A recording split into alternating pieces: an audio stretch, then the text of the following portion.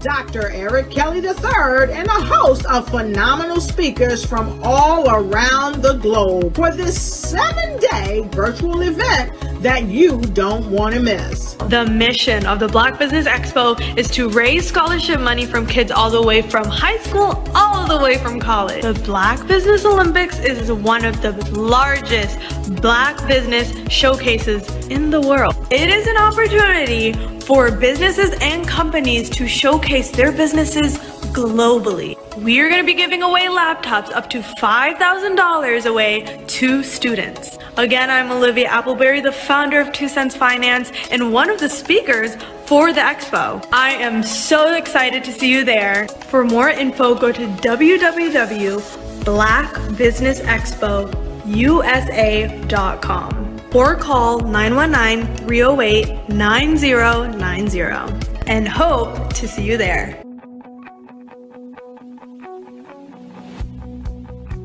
I am Black Business.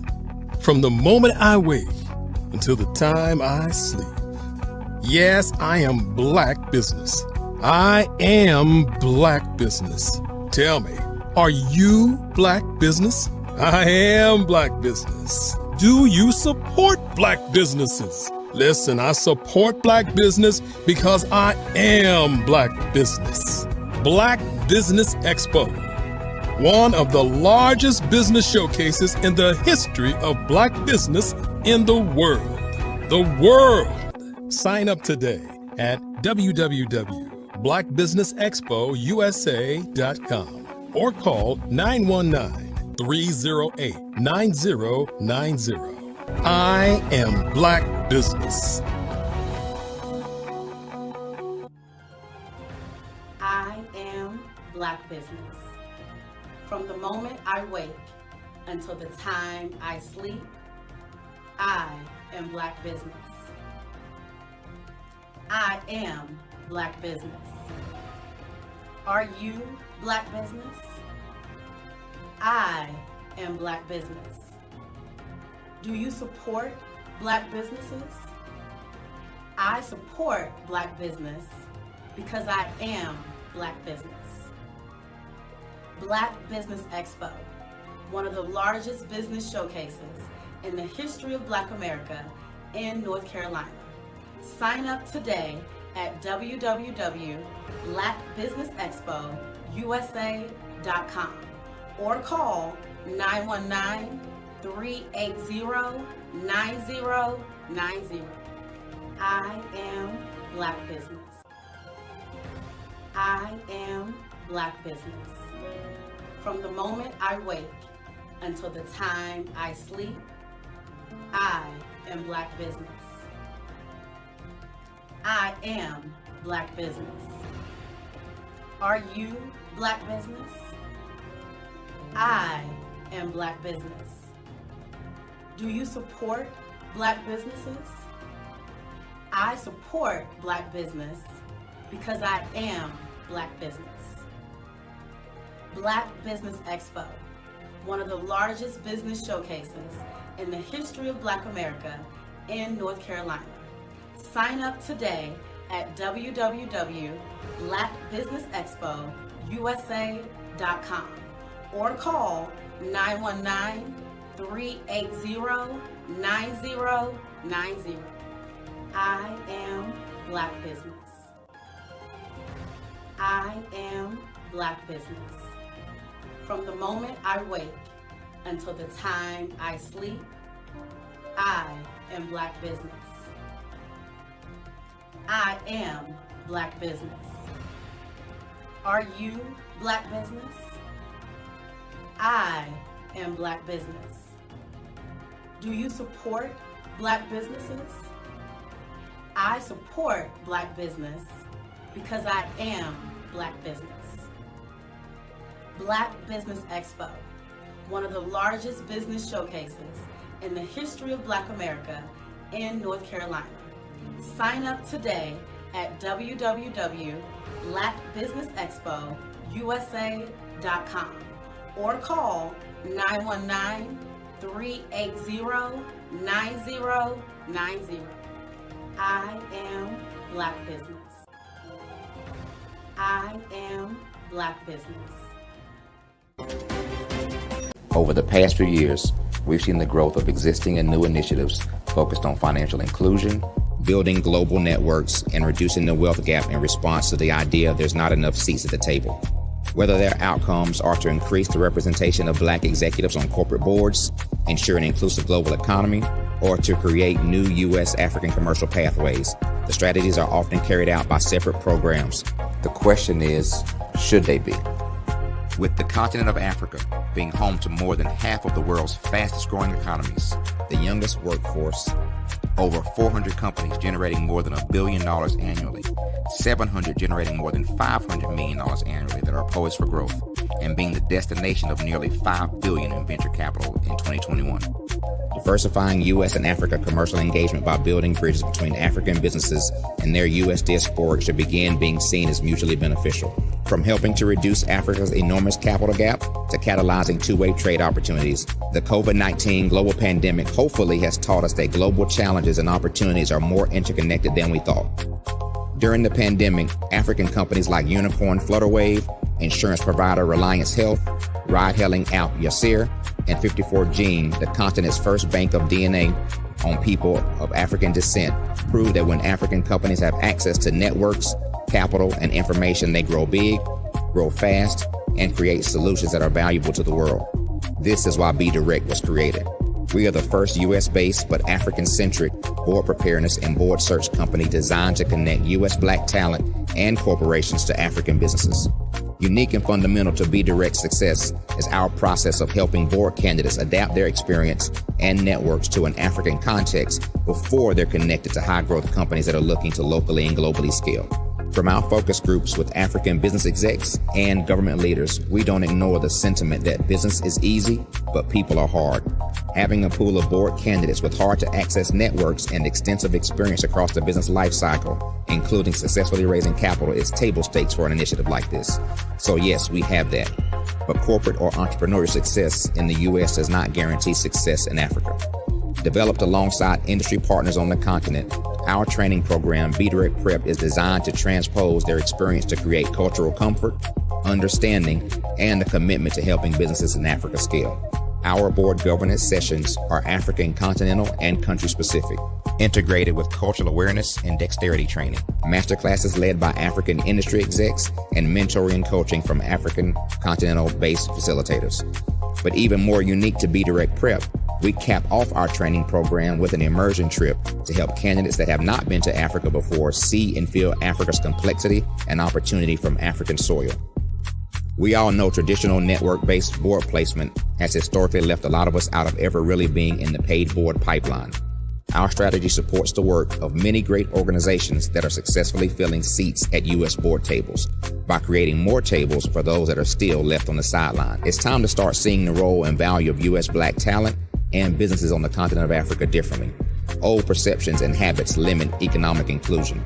Let's transition Black talent and the African businesses they will support from the periphery of the global economy to its core. Living in a global lockdown, we all know now how fast local and global economies can change, and see the value of having businesses that hire, strengthen local value chains, and even grow globally. Status quo in any form holds back progress. We must democratize U.S.-Africa commercial engagement by socially and economically connecting cultures that have long been disconnected. It's time for Africa's U.S. diaspora to redefine their global value by helping African businesses scale continentally and globally.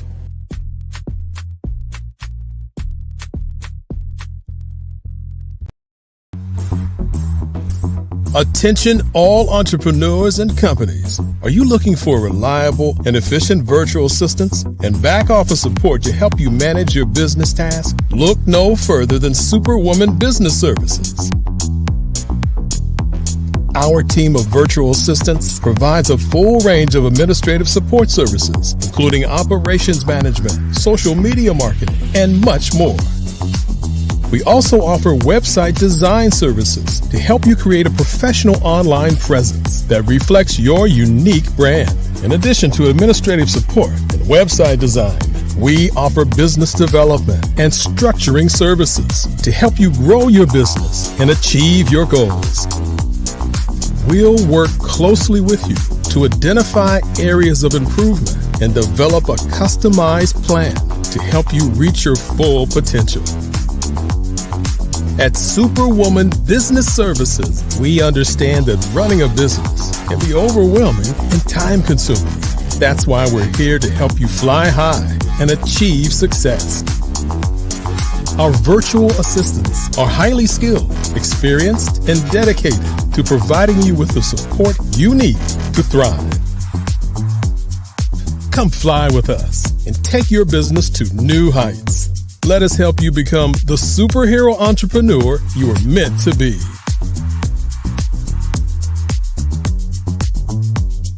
Contact Superwoman Business Services today to learn more about our back office support services. Come fly with us and take your business to new heights.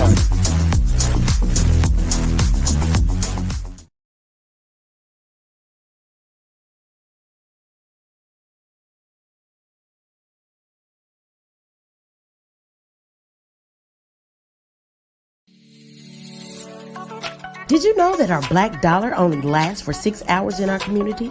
Yet other communities, their dollars last for 19 to 30 days. The Black Wall Street Nation. Black Wall Street Nation. Yes, that's why we created the Black Wall Street Nation. Black Wall Street Nation is a centralized directory available to all black businesses across the world.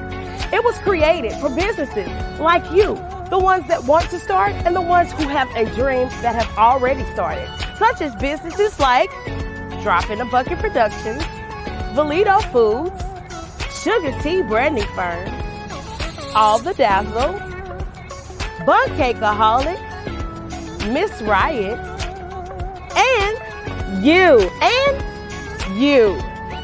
We'll have marketing, seminars, and some funding coming soon just for you. So, we want you to come and join us. www.blackwallstreetnation.com. See you there.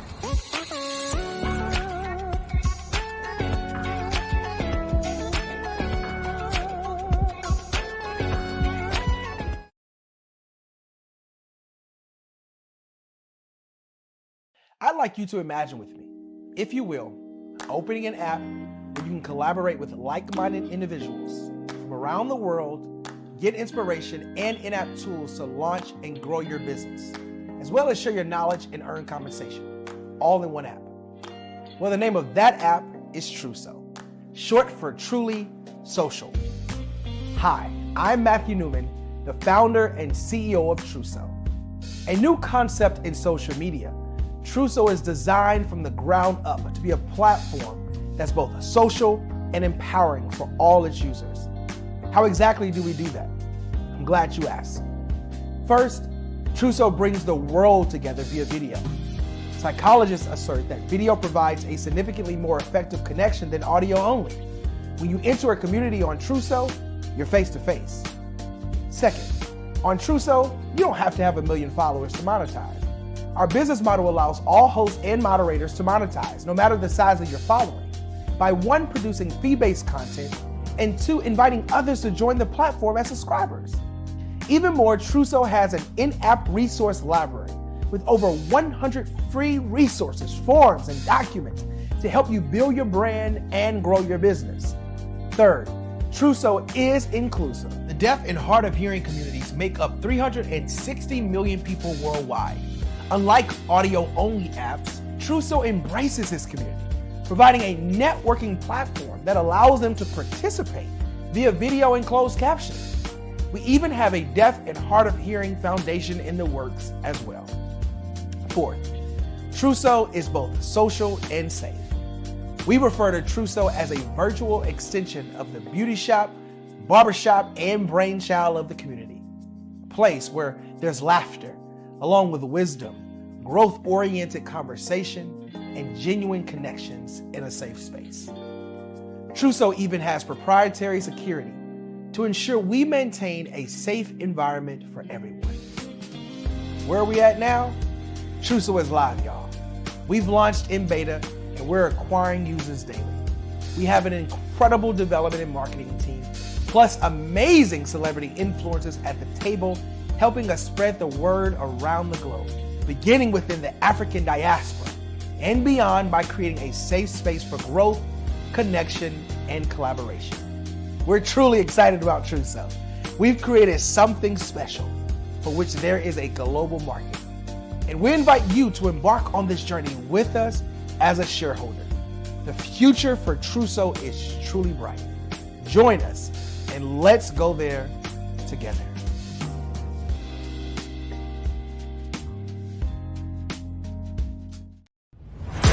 Social media is evolving. It's more vibrant, more colorful, more energetic, and so are you. It's not just photos anymore.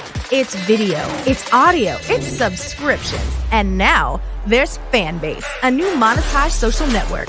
Fanbase delivers the complete native app experience with full content monetization for every user. No algorithms that shadow ban your engagement or growth, and no ads. Follow anyone for free and subscribe directly to your favorite creators for $4.99 a month. Plus, show some love by tipping on any post. Also, make a Fanbase page and monetize your content the same way.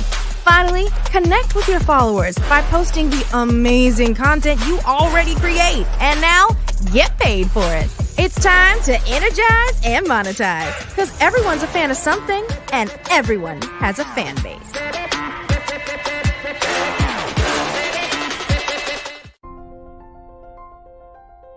What if you could build your own city? A place where every child can find nurturing people to help them achieve their full potential. A place where every adult can access job training support. Where health education is abundant. Where social justice ruled the land. A place without limitations.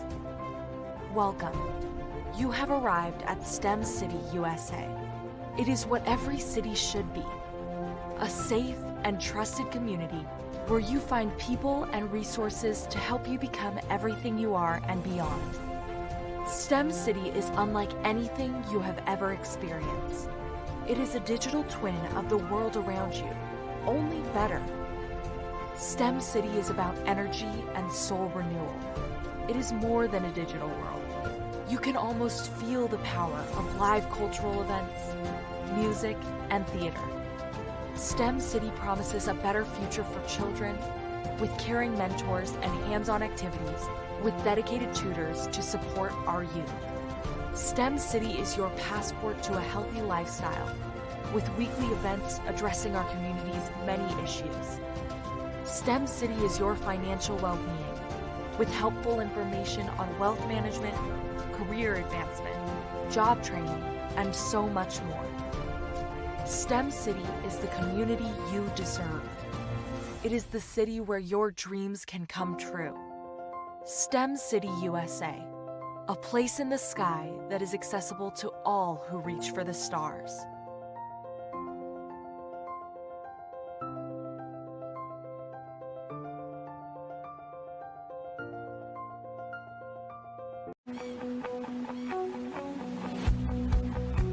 I am Black Business. From the moment I wake until the time I sleep. Yes, I am Black Business. I am Black Business. Tell me, are you Black Business? I am Black Business. Do you support Black businesses? Listen, I support Black business because I am Black Business. Black Business Expo, one of the largest business showcases in the history of Black business in the world. The world. Sign up today at www.blackbusiness.com. blackbusinessexpousa.com or call 919-308-9090. I am Black Business.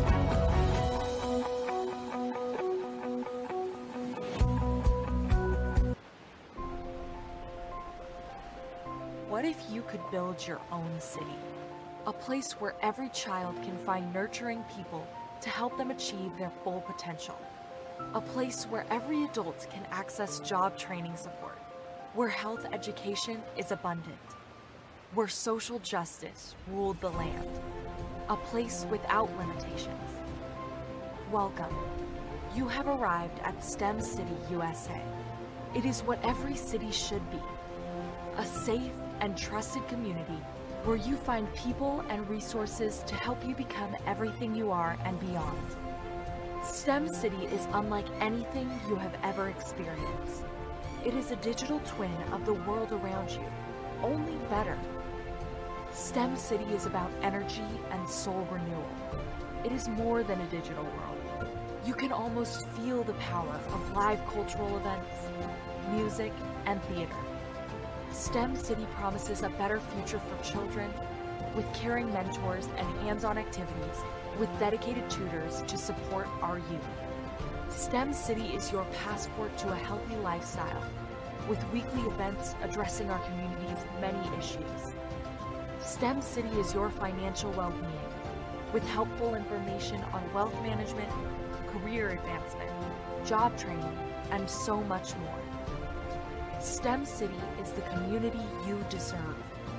It is the city where your dreams can come true. STEM City USA, a place in the sky that is accessible to all who reach for the stars.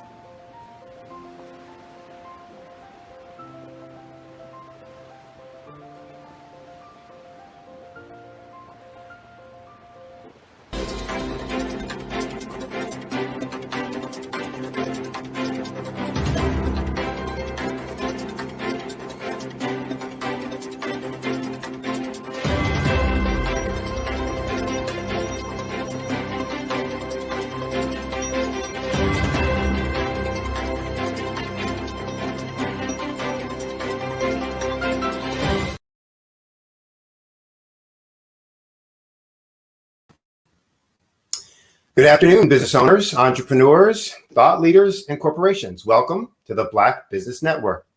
My name is Sidney Wormsby. I'm your business moderator for this afternoon on the Black Business Network. The Black Business Network is a 24-hour business network showcasing Black businesses, business owners, entrepreneurs, and thought leaders worldwide. We have speakers from North Carolina, from London, from Singapore, Africa, Japan, and cities all over the United States. The Black Business Network is a global community sharing its business knowledge to empower, inspire, and educate businesses about business. Our first speaker this afternoon is Miss Andrea Adams Edwards. Miss Edwards spends a life of adventure, of all kinds of exciting activities, and she brings this activity to all that she does. She's a speaker, a coach, a mentor, radio and television host of the show Power Voice, and was unleashed after receiving mentorship from Les Brown. Andrea was also mentored to Think into Results by John Tallarico, and uses this experience through role modeling and self-expression to empower youth to develop public speaking skills, access their inner self-talk, change their mindset, and transform their lives by improving their relationship with themselves and others. She's not only a mother, but also an entrepreneur, a best-selling author, and she advocates for A21.org, whose mission is to end modern-day slavery and human trafficking. A wonderful individual, going to have a lot of powerful things to say. Won't you please welcome Miss Andrea Adams Edwards. Hello, thank you so much for that wonderful introduction.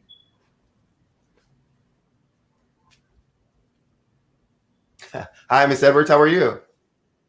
I'm doing fantastic. How are you today? Good, good, good. I'm glad to have you on the show. I know you have a powerful message. Your background is impressive. The things that you're involved with are noble and inspiring.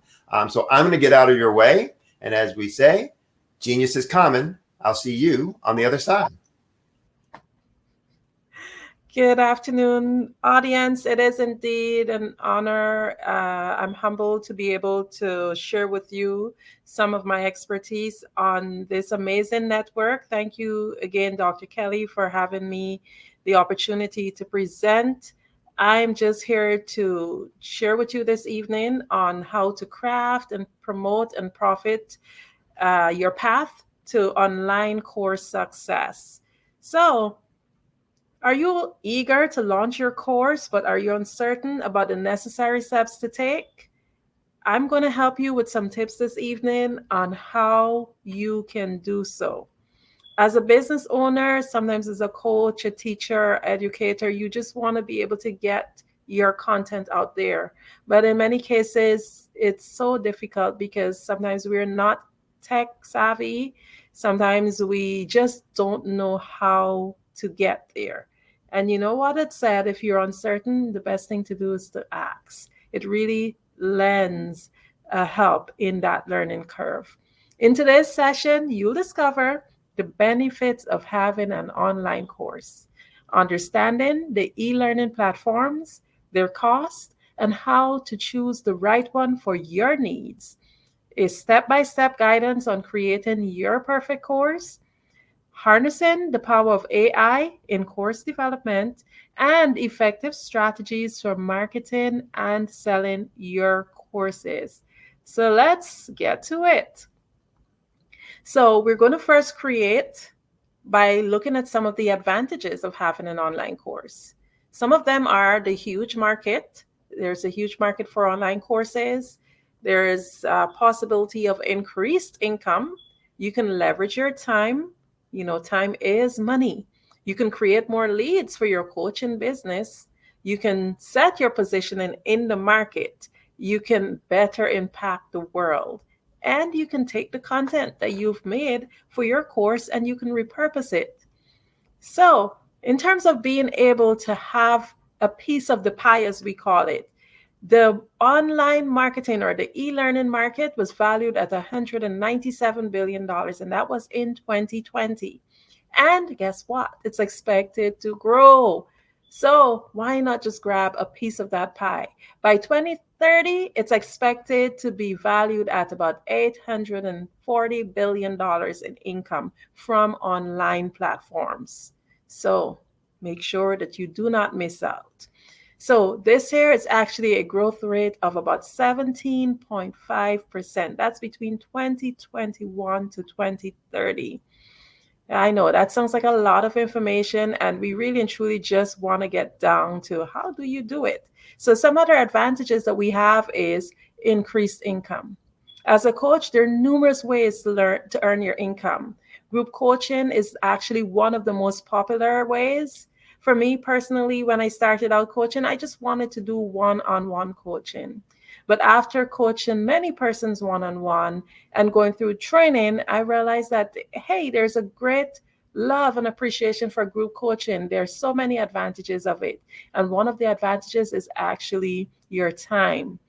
Since the pandemic, the demand for remote learning has increased, and so has the potential to increase your income by offering services.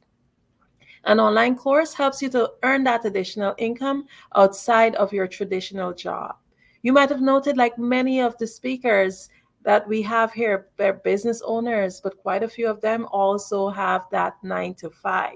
So what I encourage you to do, if you have a message or you have a course, you have something to do, why not create your 5 to 9, as I call it, where you can earn additional income?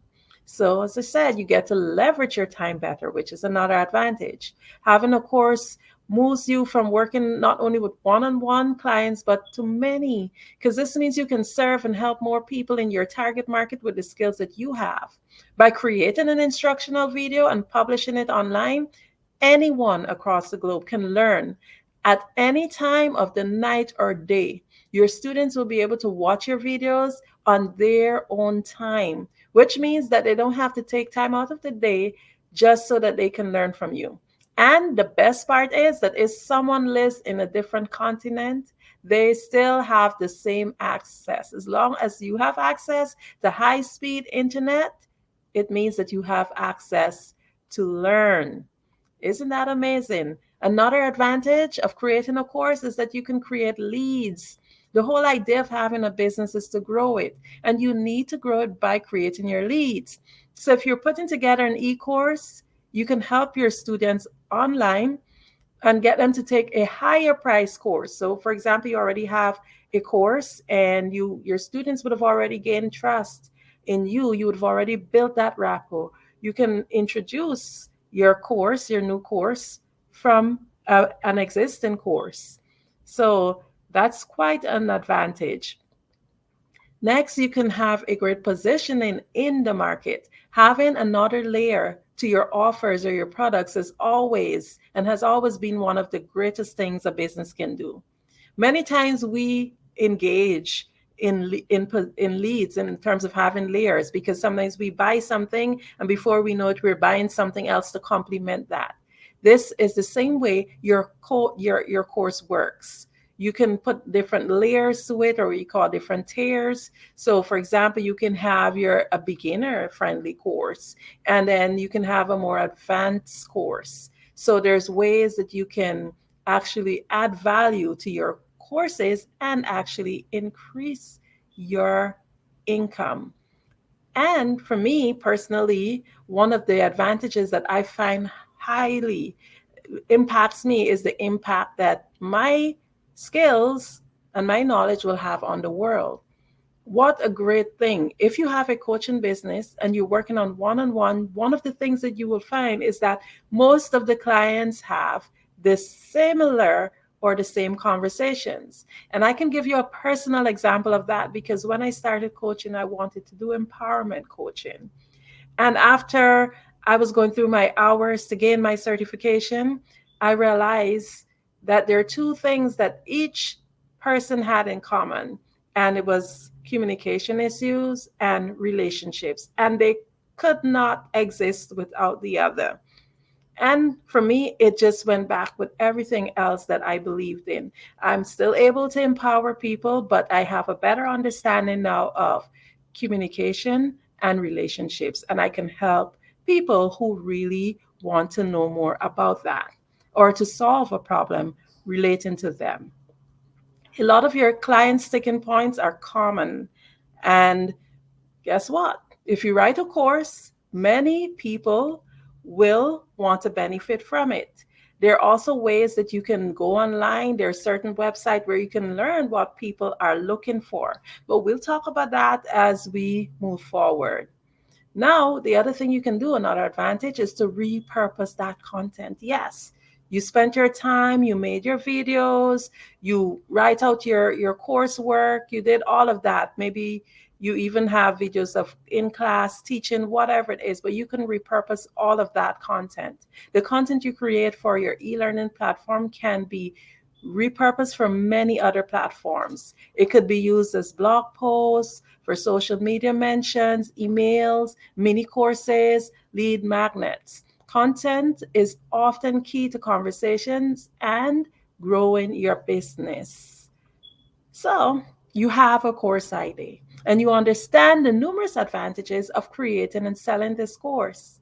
But how do you transfer it from the thought to online? Because it's one thing to be maybe in your computer or in your brain, but how do you get it online where you can actually have someone click and convert it to money? What exactly is an e-learning platform, or what we commonly call online course platform? An e-learning platform is also referred as an online learning platform. We use the terms interchangeably, and it's a digital setting for students to learn in, basically. This means that the knowledge gained through the access and the absorption of educational content can take place live at set times or through pre-recorded lessons completed on your own time. When creating a course, you will want to determine which platform is best for you. According to an article, I like to do my little research online. This here would have been a website, an article by Badura Mani, dated on February of this year. It's on sellcoursesonline.com. You can check it out. It's entitled 19 Best Online Course Platforms for 2023, Tried and Tested. Thinkific rated the highest standalone platform. And this was followed by Kajabi, then Teachable. So I'm just going to share with you the list of 10, but there are like 19 they mentioned in the article. And believe you me, this is not an exhaustive list. So Thinkific ranked number 1, then it was followed by Kajabi, Teachable, Newzenler, LearnWorlds, Padilla, Mighty Networks, LearnDash, Udemy, Talent LMS. I know that you guys might have heard of quite a few of them. And I myself, I would have tried some of them on free trials and try to learn them to see what the differences are. For me personally, my favorite, when I balance it between price and what was necessary for my learners, I ended up leaning towards LearnWorlds. But they're all unique and beautiful in their own way, depending on what is it that you're trying to achieve. So we have an idea of where these platforms are. But one thing as a coach, especially if you're trying to balance work and building a new business, is cost. How much does it cost? Some of them are free, some you do have to pay. And the difference in terms of price is always the tiers and what is it that is being offered. So the higher the price, the more advantages you have. So for example, Thinkific do have a free offer, and it goes up to $4.99 per month. Kajabi starts at $149 to $3.99 per month. Teachable, they have a free platform, and their highest tier is $2.99. Newzenler starts at $67, and it ends highest tier is $197, and this is per month. Mind you that with most of these platforms, you can pay for an entire year at a bigger discount, but it depends from platform to platform. Number 5, it's LearnWorlds, and they start at $29, their lowest tier, and their highest tier is $2.99. I'm not going to mention the rest. The rest of them, you can do your research. I shared the webpage with you guys, so you can research and see what is best for you.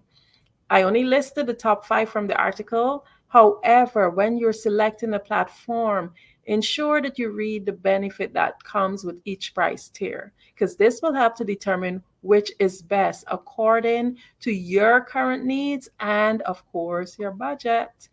The platform that you choose varies depending on your economic resources. And every instructor has a unique teaching style. Therefore, the course material will be delivered differently per instructor. So you may want to create a do-it-by-yourself course or a hybrid course with one-on-one and group classes mixed with a do-it-by-yourself material. It could be mixed up. It could be one-on-one. But whatever it is that you as an instructor need to get that end result, you will have to think it through and choose a tier that matters. So all the factors determines the complexity of your platform. So it's something you really do have to think about. What is it that you're offering, and how can these platforms best serve you? So the platforms all have their tiers. Of course, as I mentioned before, some free, the free ones have very limited capabilities. Because, for example, if you may want to teach an in-person class as part of your course curriculum, but if you have a free platform with a free account, with the platform, this feature might not be available. So I'll give you an example. With LearnWorlds, you can actually create your live sessions, and it links directly to your Zoom account. But if you have a free account or maybe the lowest tier, you might not be able to create live sessions in a specific e-learning platform. So you have to decide what's happening. In a case like that, it means that you would have to come out individually and send emails out to your students. Whereas if you have the live sessions, your students can sign into the platform and they can have direct access to the live sessions without you having to send out an email with links and all sorts of other things that take away from your time. So basically, in order to determine which platform is best for you, you have to consider the IT expertise. That's one. And secondly, your budget. In terms of your IT expertise, you have to determine how familiar you are with IT and how user-friendly is the platform. Because you may be a little bit IT familiar, but still that platform may be a more complex platform. So those are all things you have to consider. The second thing, of course, is your budget or your financial resources. How much are you willing to pay, depending on what your needs are? Do you need to pay for additional help to upload and maintain the course? Each course material creators need differs. So remember that the individual need has to be analyzed, and this is a critical part in determining what you are doing. So you have your course ID. You understand that there are advantages of creating your course. You've studied your platform options. You have different platforms you can put this course on, and you've selected the best platform. So what you are basically ready. So, but how do you start? You have this information, but where do you start? So the first thing you have to do is to ensure that you create that ideal course, because you don't want to just have your ideas scattered all over and there is no kind of, there's nothing format to it. So to create your ideal course, you have to, of course, have a course title. You should test the idea. You should do extensive research on the topic. You should write the course outline, and you should plan lessons. And each lesson should be planned with a goal. And you must ensure that it's tangible. And once you've done all of that, then you can definitely upload and sell your course.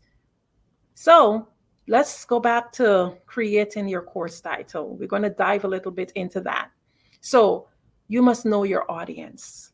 You must choose clear over clever, because some course title sounds really, really clever, but you don't know what is it that they're trying to sell. And you should use attention-grabbing words. And of course, focus on the outcome. Because the main reason why somebody does a course or sign up for something is because it's a problem that they need to solve.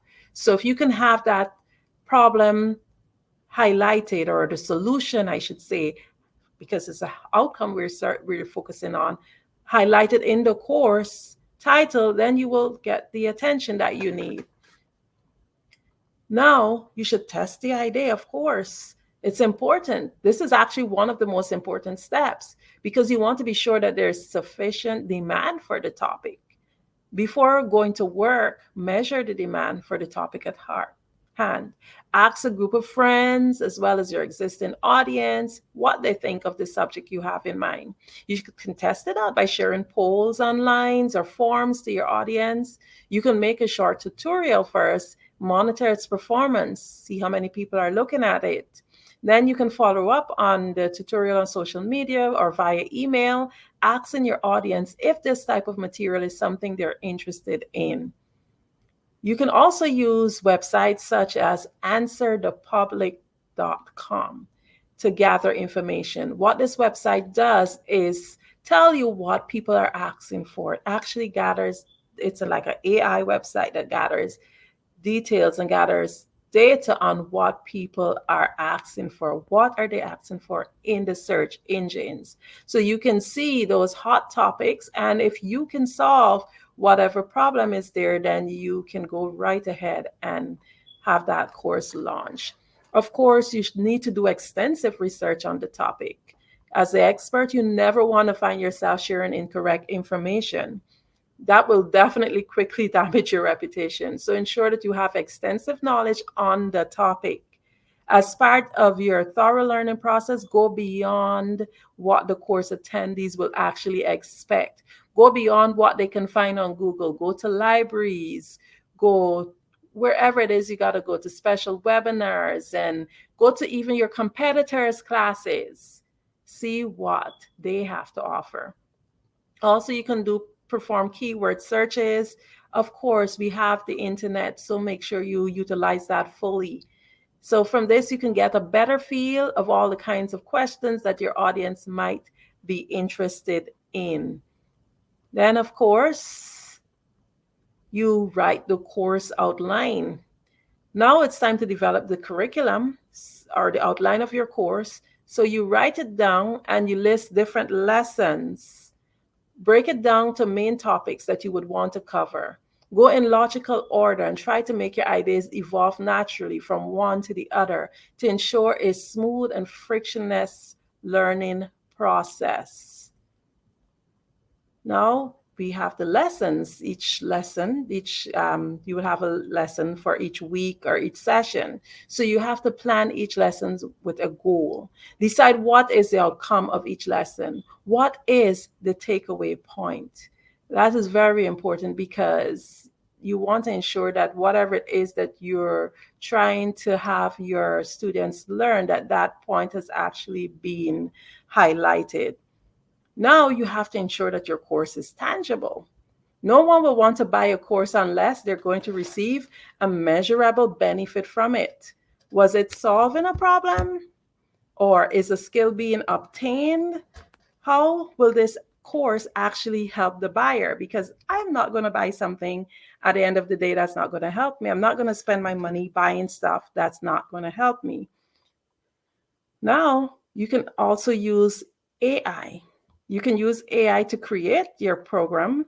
You can even write your courses. You can use a video using AI. They're bot-generated videos that you can use. Their web pages. They're different things that you can use in the AI area in order to be able to generate your course.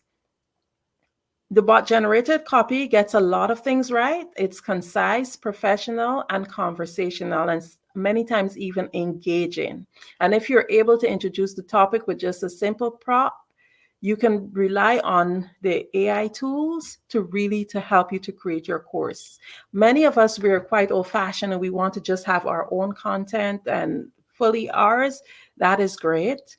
Also, it's a change in time. And if we can actually just interchange our thoughts in terms of using a little bit of both, then we will have phenomenal courses out there. When it comes to creating useful, engaging, and effective training content, AI tools can give you a significant advantage over starting from scratch. But it doesn't mean that they can or should take on the whole task, because you want to add your own taste to it. You want to make sure that your course is actually very much so quite unique. So you have all that information. Here's the best part. We want the money also. It is about creating meaningful stuff for the world, but we also need money. So here's where you upload and sell your course. So it's important to note that you do not have to complete the entire course before you begin selling. That's a thing. That's something that a lot of coaches have in mind. Oh, I'm still writing my course. I'm still preparing it. That you don't need to finish your course in order to begin selling it. You can release your content by drip learning, and you may tweak your content from week to week based on the needs of your student or your customers. So that way you can launch your course and in a few days you can have it selling. So how do you market and sell the courses? You can join Facebook groups with similar topics. You can accept speaking opportunities. You can use ClickFunnels. You can build your email subscription list. You can create your own private Facebook groups, create webinars, and you can reach out and network daily. One of the main things that really helps is that people buy from people. And I was listening to a webinar earlier where they say that people actually buy from a soul when they feel you rather than what the product is being sold. So your soul is equal to your brand. And one of the things that we fail to realize is when we actually reach out, we are creating meaningful connections And people are they release and they spend easier when they feel as if they know who they're buying from. So you can create your Facebook group. That's really one of a very lucrative way of doing it, because if you already have a group and you already know the interest that they have, Facebook group actually creates like exclusivity, and it helps you to know what your people want. People go looking for groups for things that are in their interests. So, for example, if you create a group on self-love and you have people keep coming into the group and it's growing, you know that these people already they're looking for your content.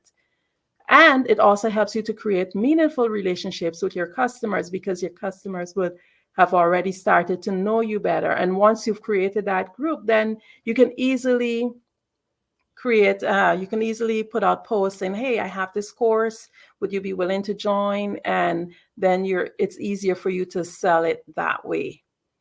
So this here, what I've shared is not an exhaustive list of the ways to create or how to market or how to sell your courses. There's so many other ways out there that you can do it.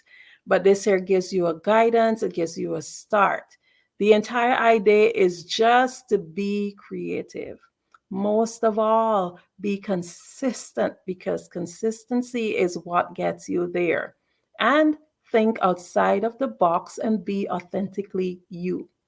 Now, if you would like to be coached and also learn more about this topic, you can visit adornamelearninginstitute.com. I am Andrea Adams. I am a mindset, communication, and relationship coach. I can be reached at Linktree Adorname, Linktree/Adorname. I want to say thank you again to Dr. Kelly and the team at the Black Business Network for giving me this opportunity to be able to share a little bit of my knowledge with you. And hopefully I can expand on this if I'm invited to be here again next month. Thank you so much. Well, you will definitely be invited to be back again with all that info and insights, etc. So really appreciate it. Just for folks to connect with you, if you could spell out your contact info. I didn't hear you do that earlier, but just to make sure somebody doesn't go to the wrong space or can't find you, etc. Could you say the best ways to contact you and spell that out for them? Certainly. My best way to be contacted, which I prefer, it's via Linktree, which is very popular now. So once you type in Linktree, you place / and you do Adorname, which is ADORNAMI. Linktree / Adorname. Okay, great. And that's your preferred, you said, right? Yes. Okay. Well, again, we really appreciate you being on. It was great information. Look forward to you being back again with this and other topics to communicate on.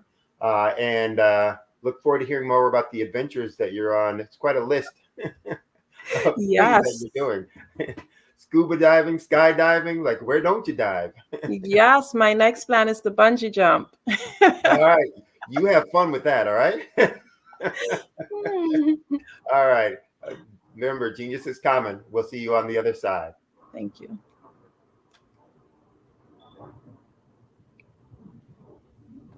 All right, folks. The Black Business Expo's mission is to raise funds for senior college for 12 entrepreneurs. This expo is a fundraiser for students. So you can go to www.blackbusinessexpousa.com. Again, it's www.blackbusinessexpousa.com to donate to the scholarship fund. Or you can use the Cash App that should be rolling on your screen below with the account $BBX USA. Again, that account is $BBX USA. Our goal is to give laptops and up to $5,000 to 10 students. So students, you can register online at that same website, www.blackbusinessexpousa.com. Remember, every dollar counts. So we want to remind you, please donate to the scholarship fund. We also want to thank our Black Business Expo USA sponsors for the month of October 2023.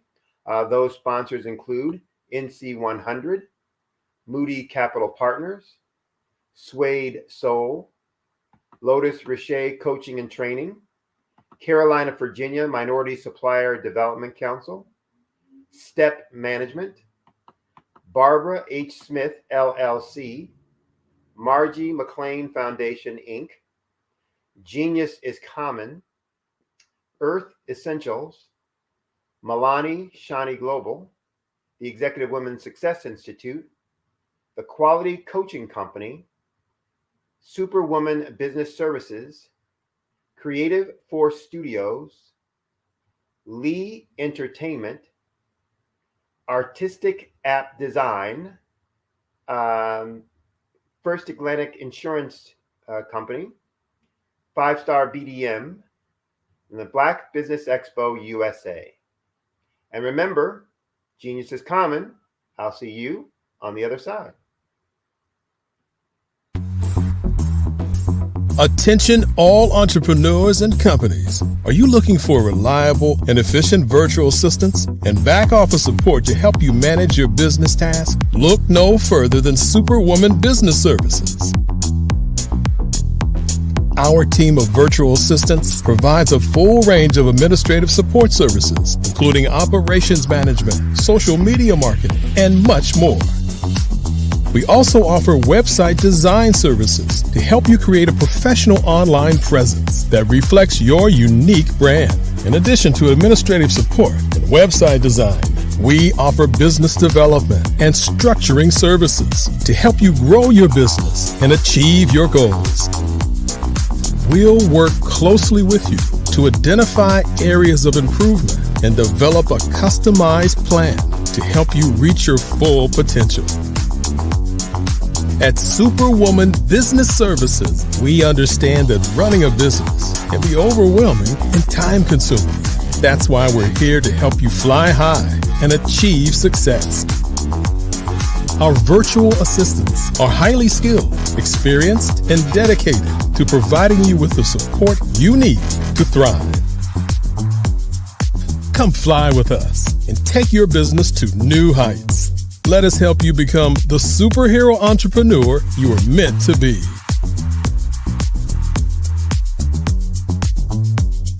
Contact Superwoman Business Services today to learn more about our back office support services. Come fly with us and take your business to new heights.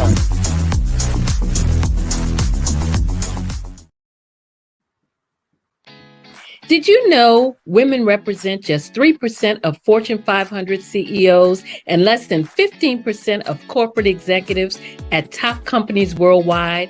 Have you wondered what the secrets are to getting into the top ranks, whether in the private or public sector? Do you want to figure out how to stop being held back in your career or passed over for promotion? Then you're in the right place. Hi, I'm Dr. Madeline Ann Lewis, President and CEO of the Executive Women's Success Institute. I have decades of experience in the military, the federal government, and corporate America, and my mission is to help women succeed and tap into their full potential. I want to reach 1 million plus women around the world to become the leaders they are meant to be. So if you want to move into a management or executive level position, or maybe you are a female veteran transitioning out of the military into business entrepreneurship, then reach out to the Executive Women's Success Institute at 301-693-3284. Let us get you on the fast track to success.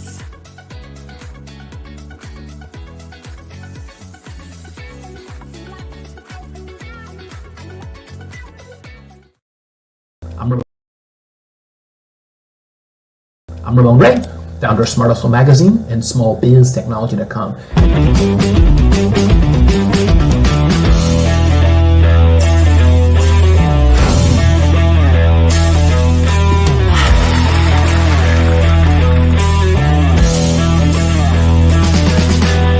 You're here today to celebrate small business success. Stand up on your feet. You rock the house. For me, success comes from failure. One thing not to do is shake somebody's hand like this.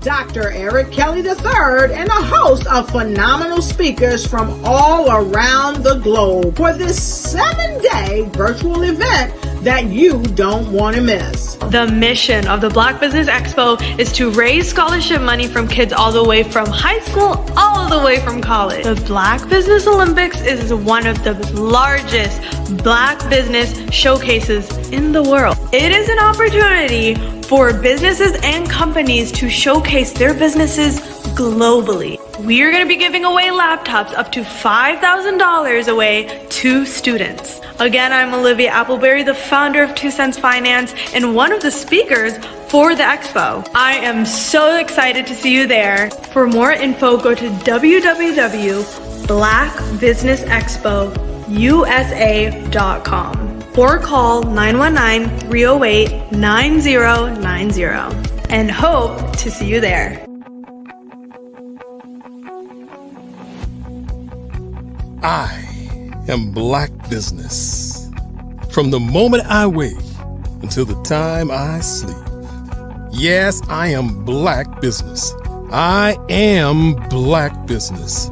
Tell me, are you Black Business? I am Black Business. Do you support Black businesses? Listen, I support Black business because I am Black Business. Black Business Expo, one of the largest business showcases in the history of Black business in the world. The world! Sign up today at www.blackbusinessexpousa.com or call 919-308-9090. I am Black Business. I am Black Business. From the moment I wake until the time I sleep, I am Black Business. I am Black Business. Are you Black Business? I am Black Business. Do you support Black businesses? I support Black business because I am Black business. Black Business Expo, one of the largest business showcases in the history of Black America in North Carolina. Sign up today at www.blackbusinessexpousa.com or call 919-380-9090. I am Black Business. I am Black Business. From the moment I wake until the time I sleep, I am Black Business. I am Black Business. Are you Black Business? I am Black Business. Do you support Black businesses? I support Black business because I am Black business. Black Business Expo, one of the largest business showcases in the history of Black America in North Carolina. Sign up today at www.blackbusinessexpousa.com or call 919-380-9090. I am Black business. I am Black business. From the moment I wake until the time I sleep, I am Black business. I am Black business. Are you Black business? I am Black business.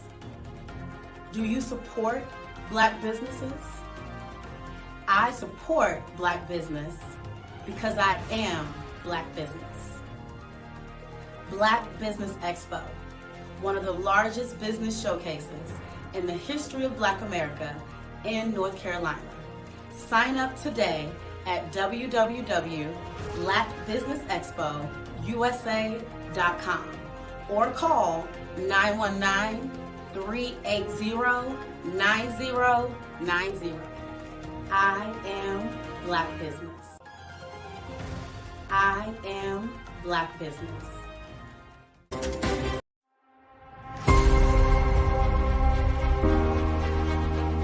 10 breaths. And we're going to do this by keeping our eyes open. So often we want to close our eyes and separate ourselves. But in this case, you want to make your reality the same inside as it is outside. So keeping your eyes open at a soft gaze. Cordelia Gaffar, a very interesting lady who is poised and focused on one of the most significant issues facing professional women nowadays. Cordelia is a ultimate joy goddess who really focuses on the important connection between pleasure and productivity. How do we actually connect our physical bodies, our embodied wisdom as women, into the work that we do in a daily goal-focused project or in our profession? Cordelia is going to help enlighten us on that. Welcome, Cordelia. Thank you so much for joining Women of Truth. We're nominated for the Health Thought Leadership Award, which was this award which you'll be getting in Dubai in 2024. But today we wanted to get to know you. So I started doing workshops in my local mosque. Yes, I'm Muslim. And so one day at one of those workshops, that was.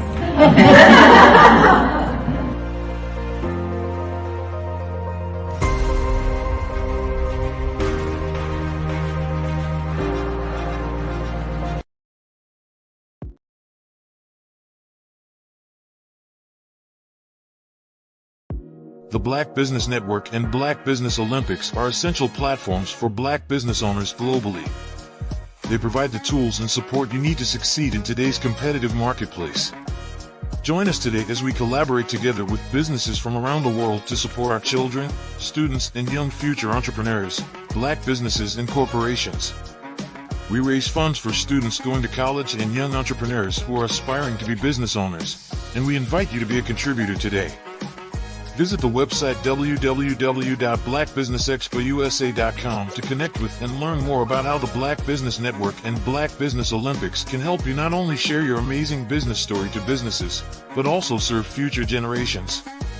Hello, my name is David Jones, CEO and co-founder of the Hello LLC, where we help businesses build a culture, brand and experience, and leverage technology to pivot into Web3.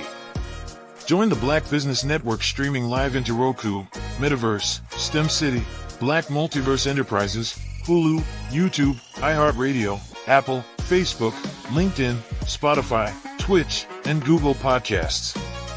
Tune in, turn on, and let's thrive.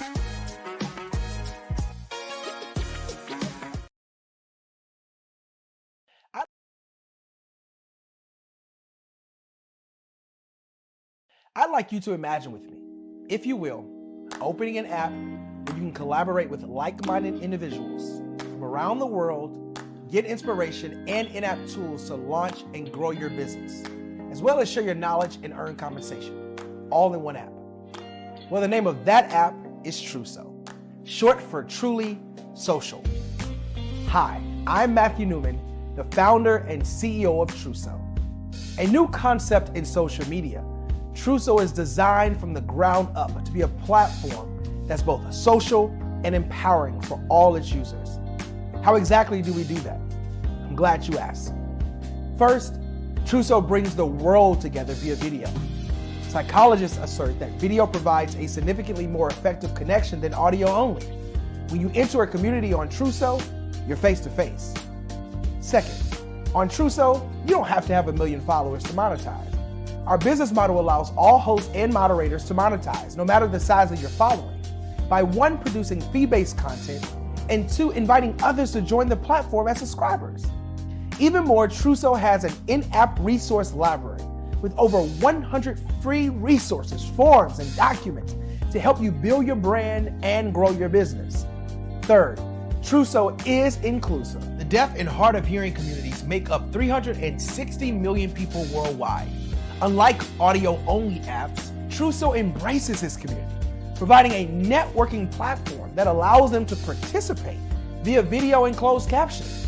We even have a deaf and hard of hearing foundation in the works as well.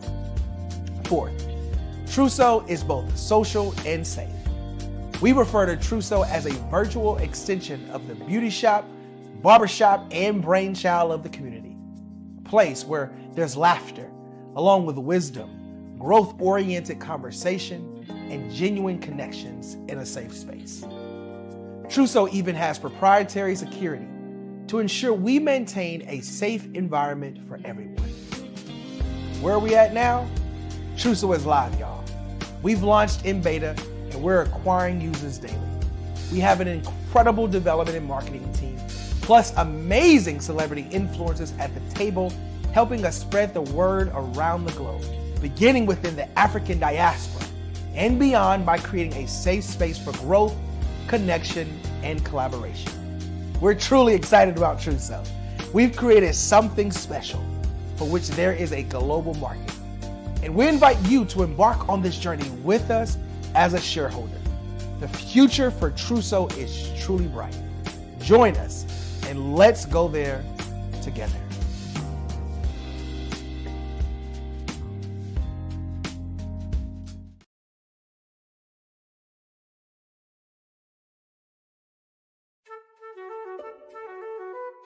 This is Dr. Arnold T. Petsworth. He's the owner of Petsworth Vet World, a veterinary clinic in Hopton, Connecticut. His patients include dog, cat, frog, fish, Goldie, dog, and this alpaca. Due to doctor-patient confidentiality, we can't tell you their names. Business at Vet World was steady, and then quarantine hit. Neighbors brought new four-legged friends into their homes. Bunnies. Bunnies everywhere. Dr. Petsworth welcomed these new patients with open arms. The only problem? There were more appointments than he could manage.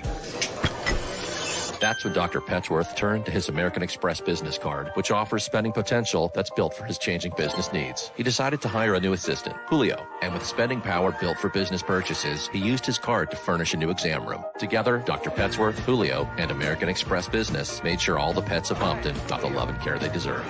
And everyone was happy. Get the card built for business by American Express.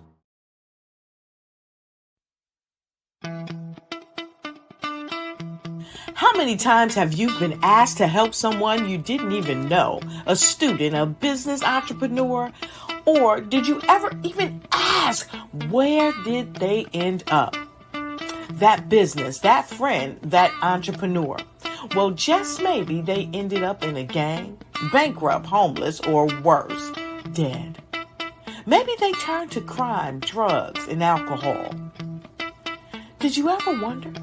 Did you destroy their dream, or was your life always so easy? At the Black Business Olympics, we started a movement to help students complete. Give them hope and foster success. Help them to leave their dreams of providing laptops, computers, and up to $5,000 in scholarship funds.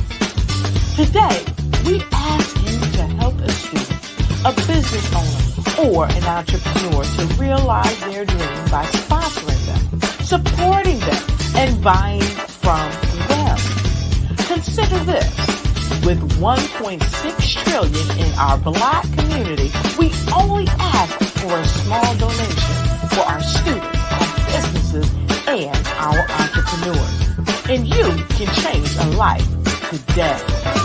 So I ask you, what are you going to do?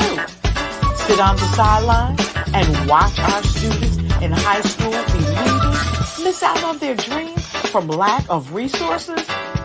Or are you going to donate to the movement and change their future and yours as well? Give us a call today at 919-308-9090. Change their life by investing with action to the Black Business Olympic Fund. The Black Business Olympics, one of the largest business showcases of Black business in the history of the world.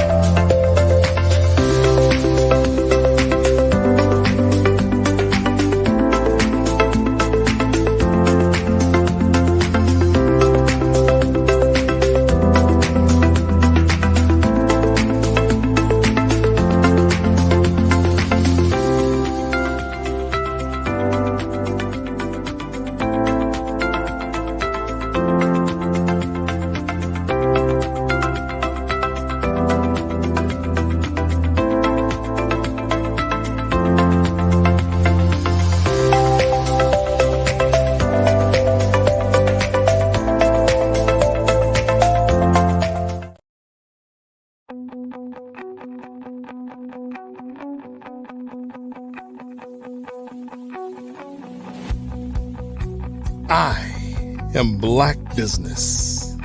From the moment I wake until the time I sleep. Yes, I am Black Business. I am Black Business. Tell me, are you Black Business? I am Black Business. Do you support Black businesses? Listen, I support Black business because I am Black Business.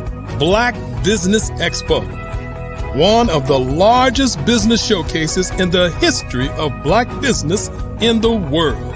The world! Sign up today at www.blackbusinessexpousa.com or call 919-308-9090. I am Black Business.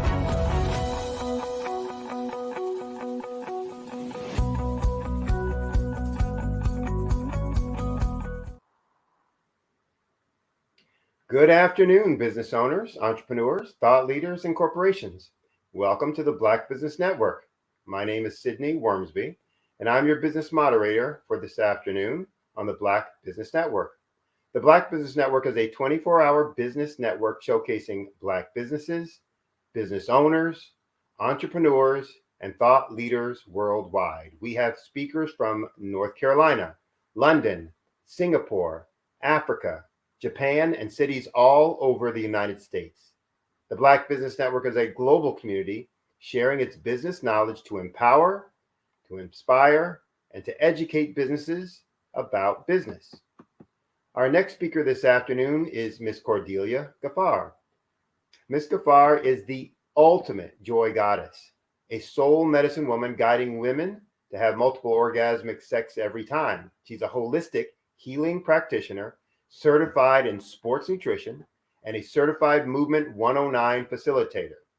As a CEO of Workout Around My Day, Inc., Ms. Ghaffar is a globally sought-after speaker, workshop and movement facilitator, a 4-time best-selling author of not 1, not 4, but of 8 books, including America's Leading Ladies with Oprah Winfrey, and a host of her personal podcast, The Free to Be Show. Cordelia is inducted into the Global Library of Female Authors in 2020 and is the recipient of multiple awards, including the Top National Influencer, Sexy Brilliant Leader, and the Brains Global 500 Award of Influencers and Entrepreneurs for 2021 and 2023. She's also won Podcast of the Year in 2022 and was named Best Podcast Host from Powerhouse Global in 2019.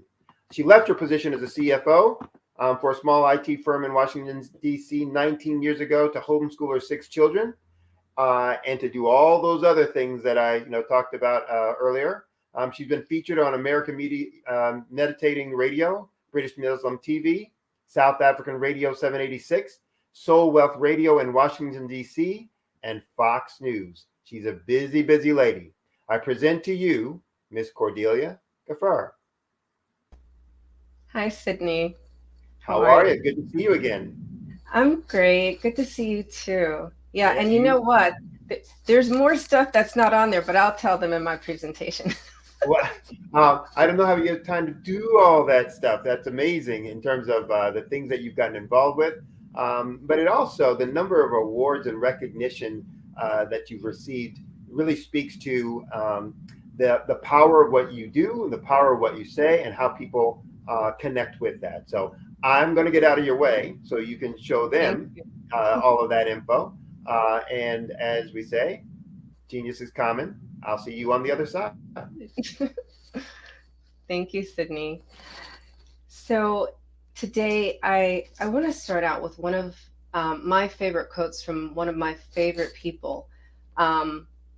Self-care is cool now, but once upon a time it wasn't. And I say that Eartha Kitt is the original self-nurturing distinction here, diva. And so I want to begin with this quote as I'm sharing with you today on 4 ways to align yourself for receiving, okay? The price you pay to be yourself is worth it.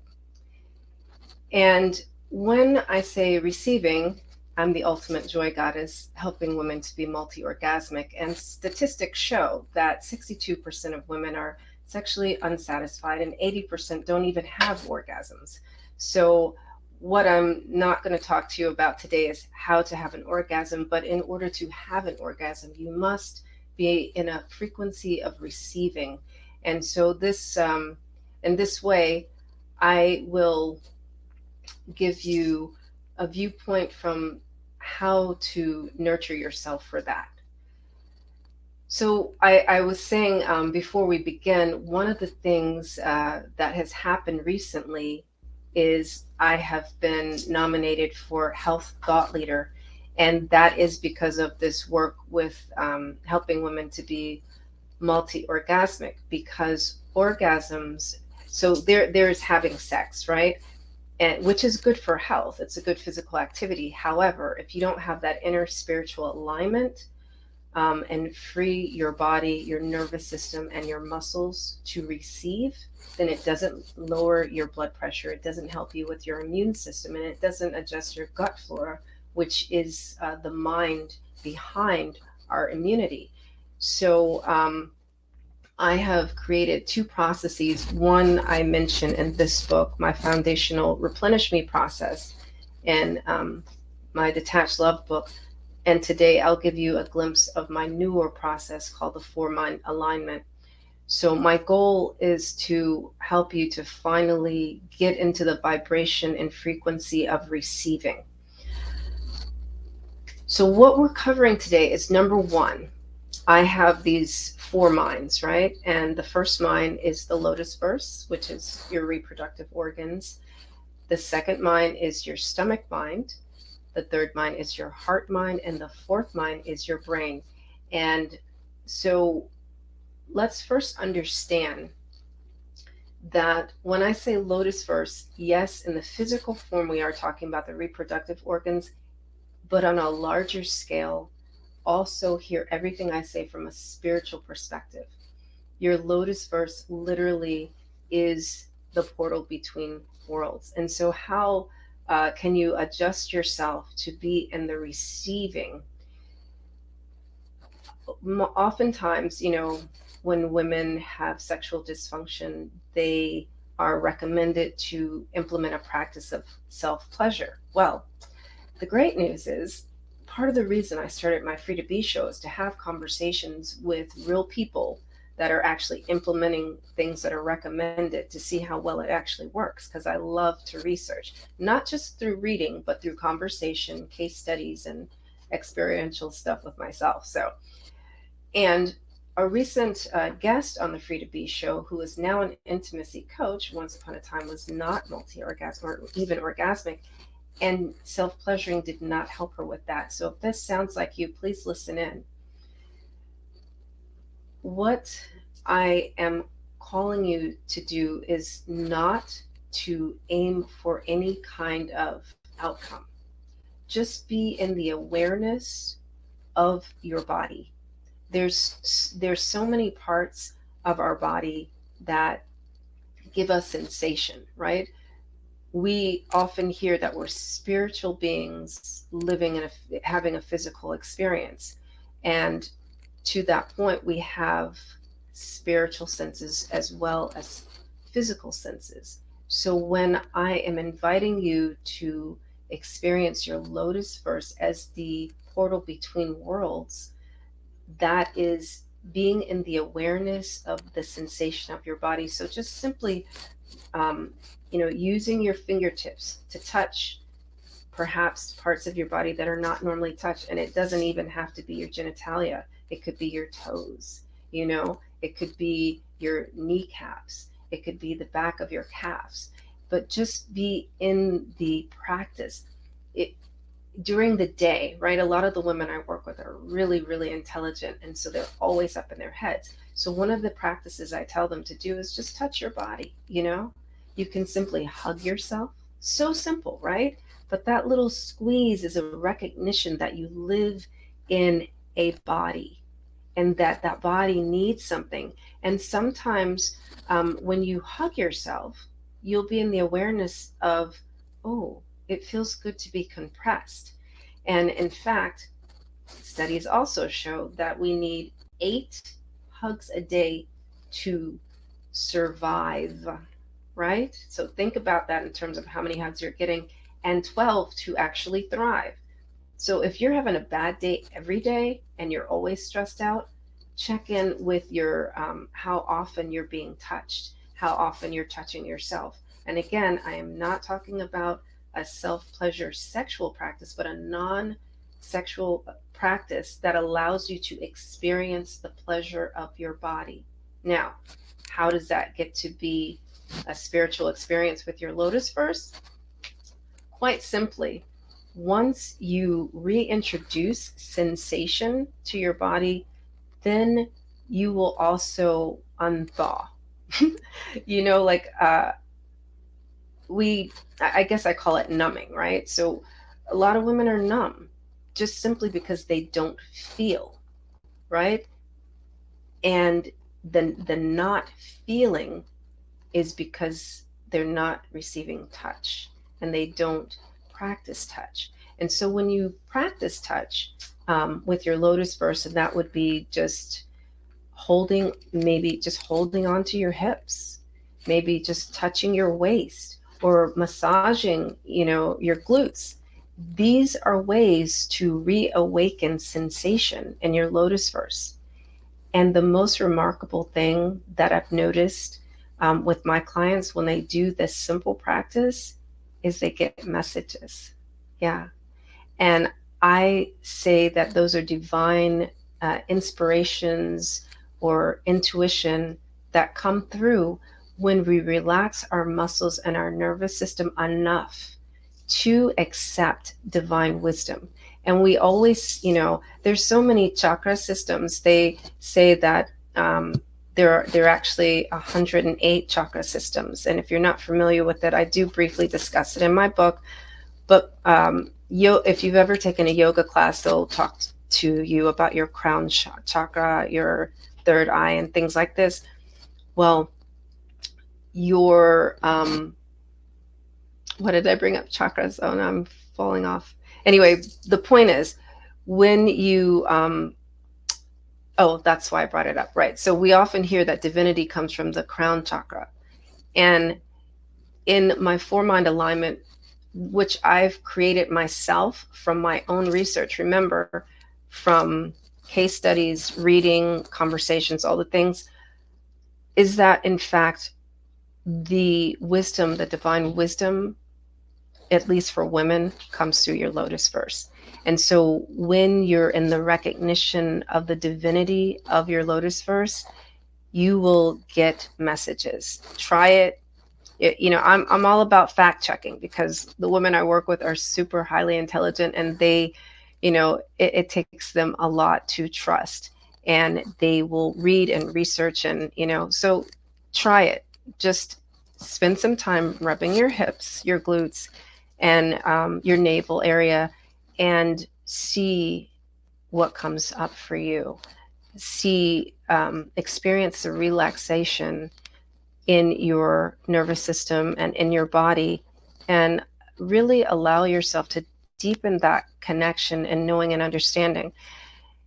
And I mean, quite obviously, I'm the mother of 6 children, right? And 4 of them were born at home. So I've experienced that portal between worlds during the labor and delivery of my children. And it really, it is a divine experience to have between worlds.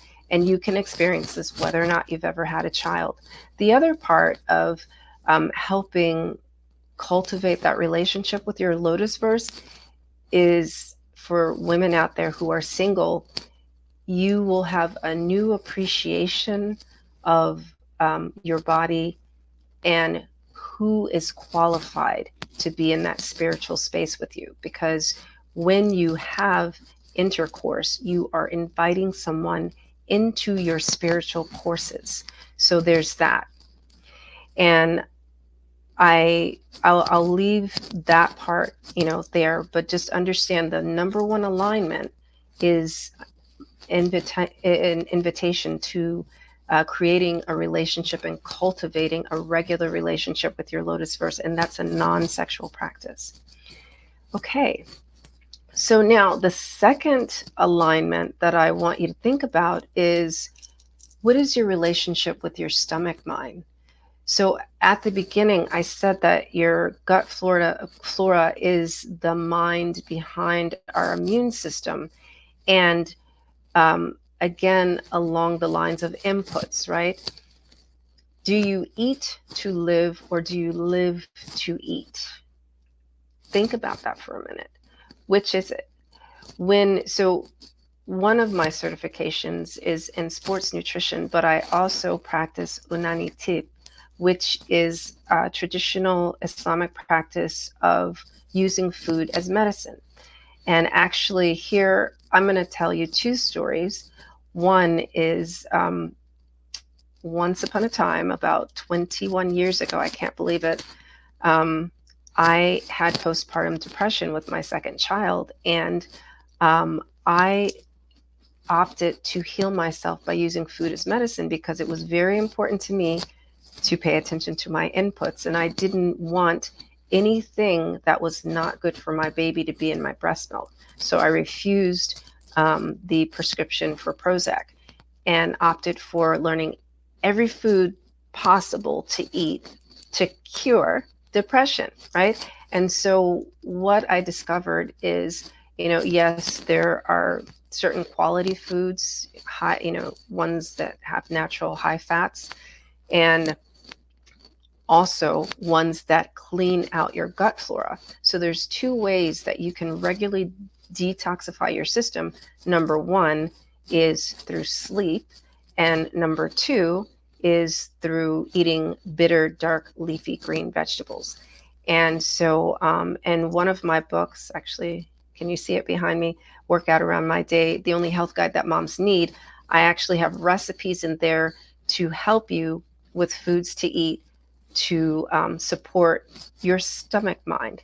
Now, of course, I wrote that book about 8 years ago, way before I developed the 4-Mind alignment, but just to give you an understanding of the years of research that goes into the coaching that I do with women, and how I support you that are, who are viewing currently and learning from what I'm saying. So to the point of, do you eat to live or live to eat, right? A lot of times I find that the women I work with, they just simply are, I guess we broadly understand it as emotional eating. And I would call it mindless eating, actually, because when you don't take the time to feel the texture of the food on your tongue, the pleasure and sensation of the flavor, right? You're robbing yourself of an experience right there. And one of the stories I like to share when I talk about food is when I was a little girl, my grandmother, who's Native American, she used to tell us to chew our food 50 times. And of course, it makes sense. Kids have small teeth. And the truth is, she just didn't want us to talk while we were eating. And as an adult, I still chew my food, not 50 times because my teeth are bigger. So I invite you to chew your food 25 times, right? And if you do the research, that's what's recommended, to actually chew your food small enough so that the enzymes in your digestive tract can work. And so that the importance of those enzymes working and the digestive juices working is, it creates your gut flora, and it also helps you to extract your digestive system to extract the nutrients that your body requires to go into your bloodstream, your lymphatic system, and your cells, and also to get rid of the toxins that it doesn't require. But when your food is too big, it doesn't know what to do with it. And a couple of things happen. You may have experienced constipation or other kinds of disruption in your digestive tract.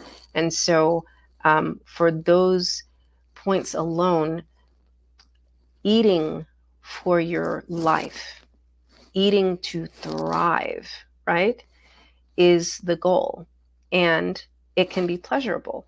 You get to receive all of the sensations of the texture of the food.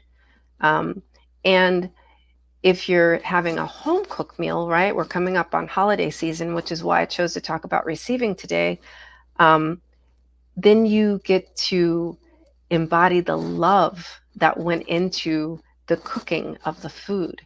And opening yourself up to those spiritual energies, as well as the nutritional value of the food, is what creates your gut flora and what helps your rest and digest to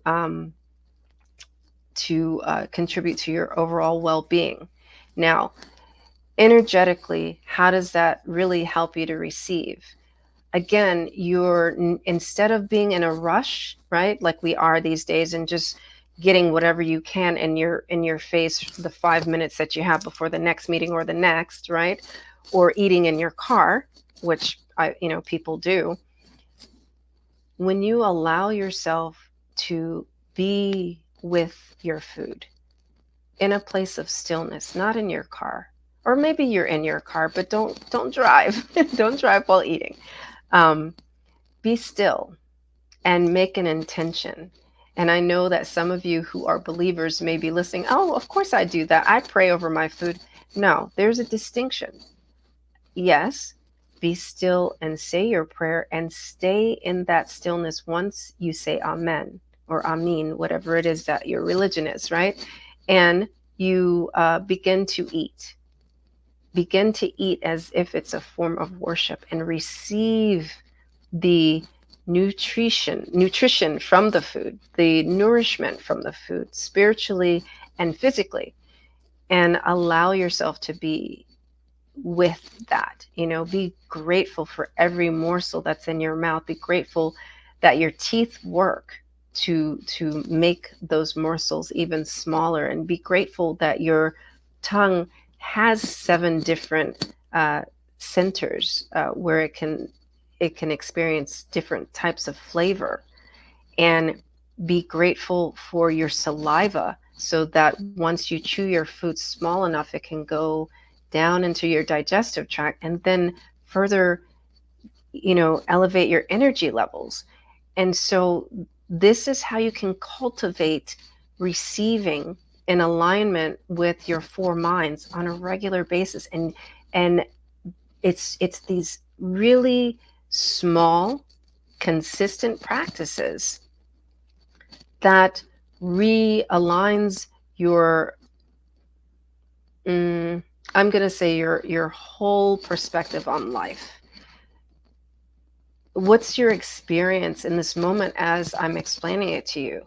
Like, think about, has anyone ever told you to, you've probably been told, like I was when I was a little kid, right? To like chew your food, but have you been told to slow down, be still, accept it as a form of worship? Like you're grateful to Allah, you're grateful to God for this food, for this experience, for this time to be alone, or to be with someone that you really like to eat with, right?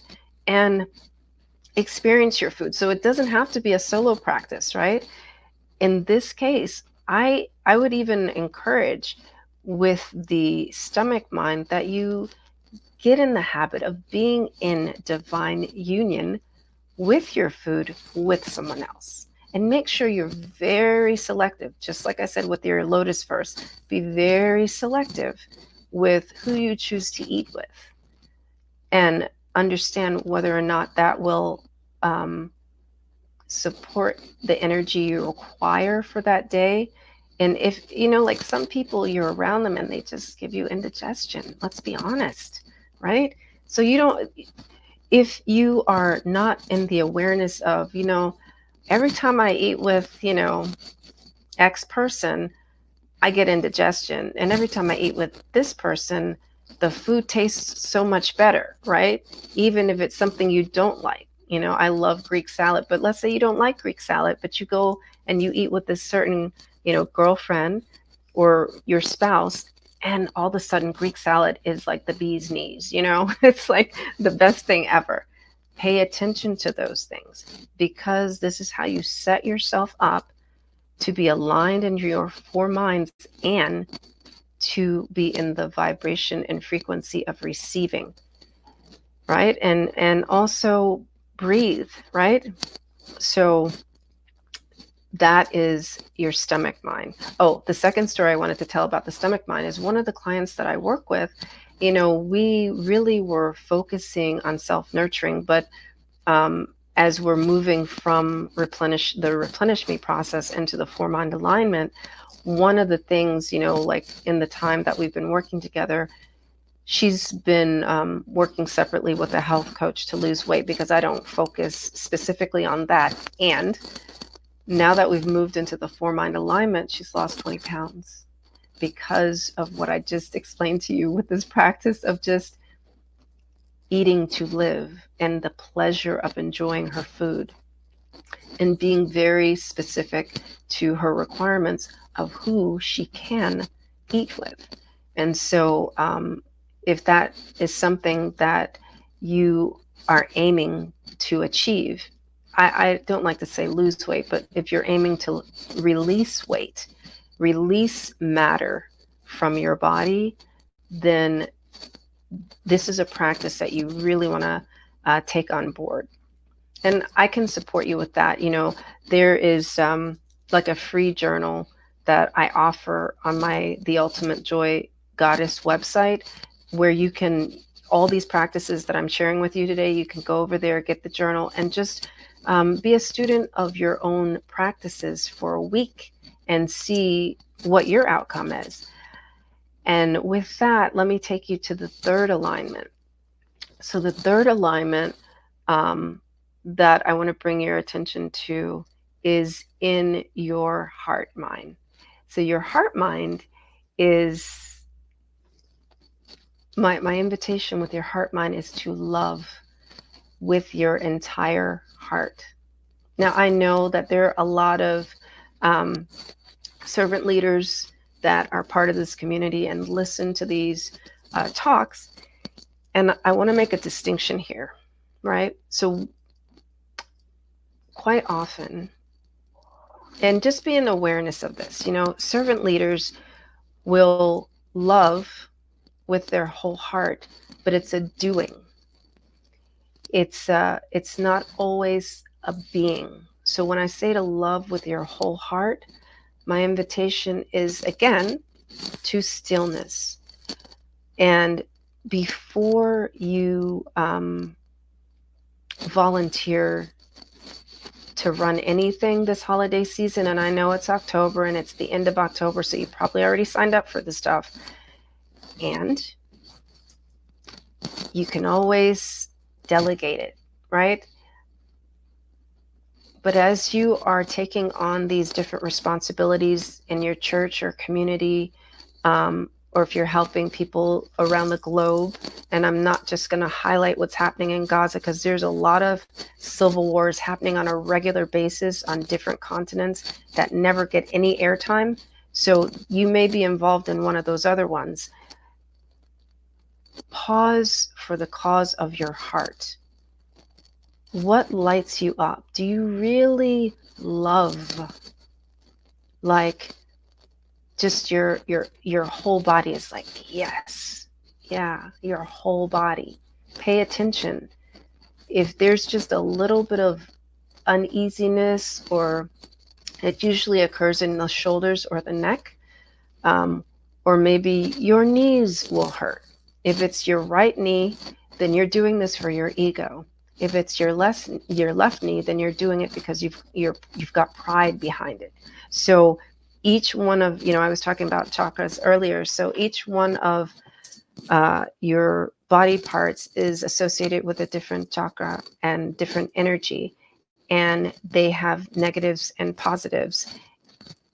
We understand them as negative and positive, but they have good effects and energetically depleting effects on your body. And I do also talk about that in my Detached Love book right from the outset. So when you have those responses in your body, don't dismiss it. Don't say, I've done this for the past 10 years or 20 years and the whole community is expecting. Release what's expected and accepted and tune into your heart. Now, right now, excuse me, gentlemen, I'm going to speak to the ladies. Women, when we get to a certain age, right? When we get to a certain age, you may notice there's some things that you just don't want to do anymore, and it annoys you. And you know what that is? That's divine awareness screaming at you to say, you did good, sweetheart, but let it go. That's not for you anymore. In fact, you probably never wanted to do that. And that's when you find out what you really love and what you really don't love. And it's okay to speak up for those things. I would say that the heart mind is attached to the throat. And of course, my 4-mind alignment doesn't really align to any particular chakra system. But if it did, it would be the heart and the throat together. And when you know what you love with your whole heart, then you can be a stand for that. And the other part of that, you can be a stand for your requirements, because when you're in union, in divine union with your own heart, then you can love yourself with your whole heart first and foremost. Hey, Sydney. Hey, great information as usual. So a wonderful job. Talk to folks about how they can connect with you, best ways, and your preferred ways. If they want to get more information, if they want to work with you, if they want to, get your books, any of those kinds of things. Yeah, so I'm on LinkedIn. I do connect with people quite often there, and I'm also on Instagram. I love to connect with people there as well. I'm also on Facebook, and my website is cordeliagaffar.com. Although, like during the presentation, I did send you to the ultimatejoygoddess.com because that's where I have this new journal that I really want everyone to use.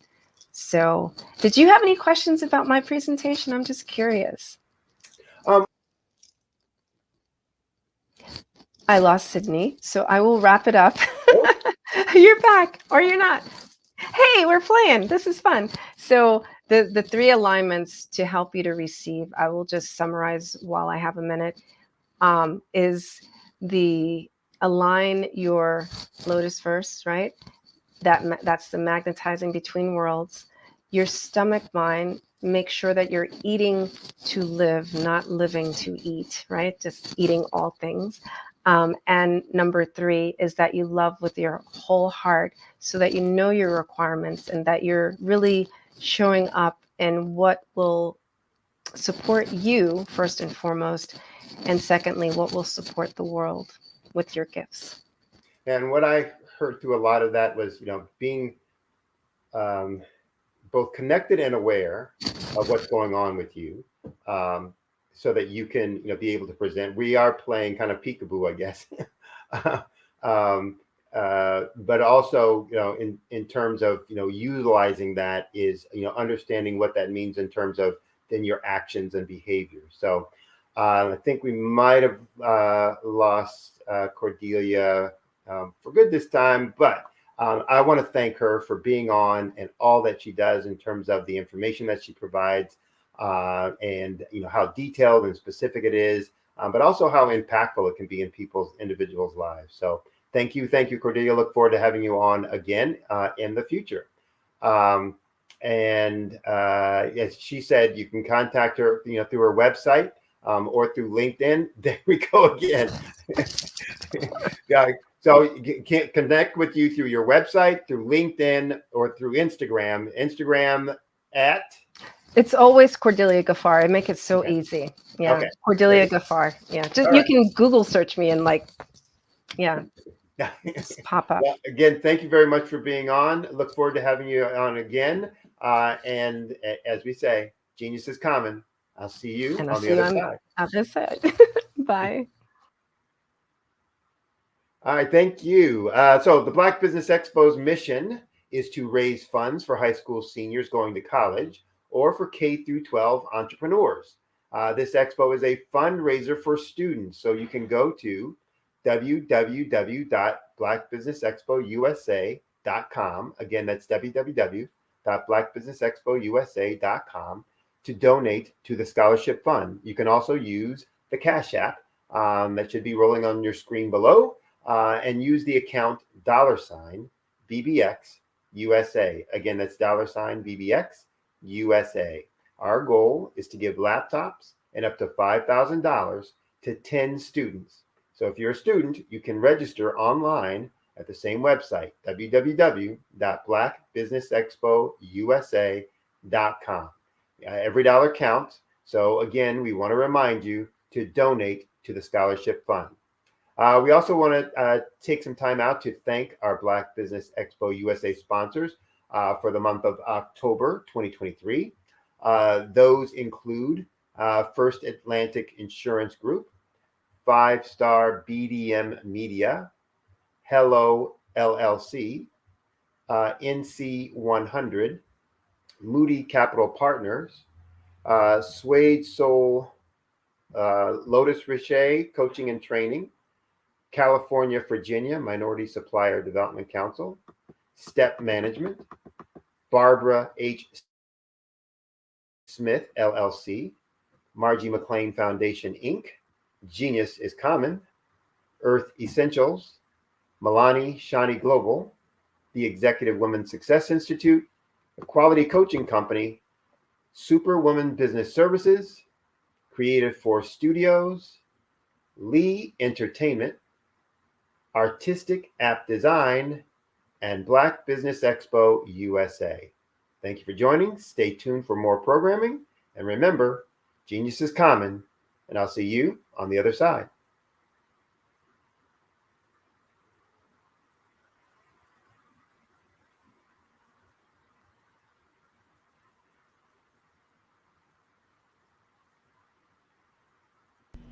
Why do I do what I do? You know, my life coach asked me that a few years ago. And she said, Tony, what's your why? And I told her, and she said, girl, you've already accomplished that. Perhaps you need a new why. Hi, Tony Harris, Amy Hoydu with Say It Said Marketing, one of your students. And just wanted to say thank you, Tony Harris, for spending so much time with me and giving me that boost in my business that I so drastically needed.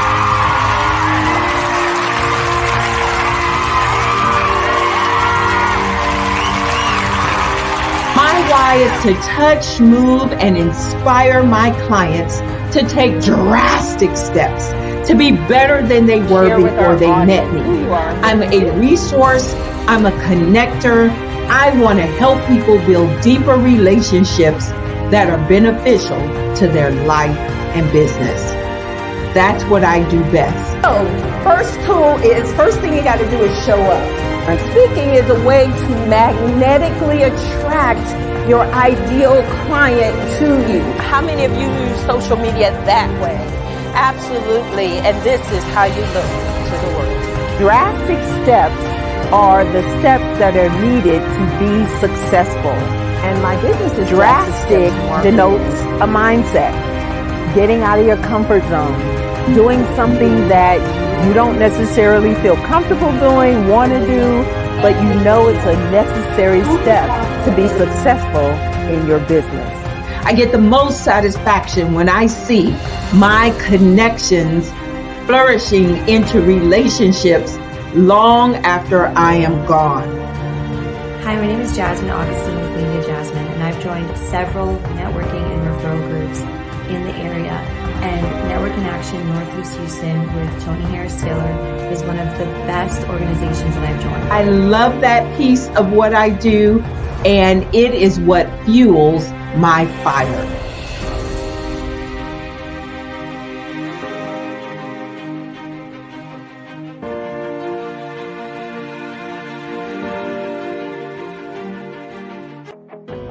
I am Black Business. From the moment I wake until the time I sleep, I am Black Business. I am Black Business. Are you Black Business? I am Black Business. Do you support Black businesses? I support Black Business because I am Black Business. Black Business Expo, one of the largest business showcases in the history of Black business in the world. Sign up today at www.blackbusinessexpousa.com or call 919-308-9090. I am Black Business.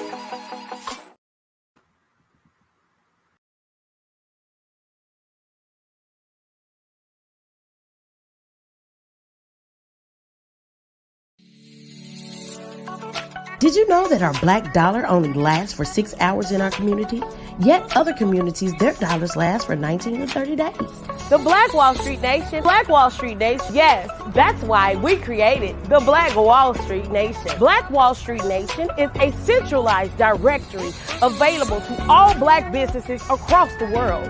It was created for businesses like you, the ones that want to start and the ones who have a dream that have already started, such as businesses like Drop in a Bucket Productions, Valito Foods, Sugar Tea Branding Firm, All the Dazzle, Bun Cakeaholic, Miss Riot, and you. We'll have marketing, seminars, and some funding coming soon just for you. So, we want you to come and join us. www.blackwallstreetnation.com. See you there.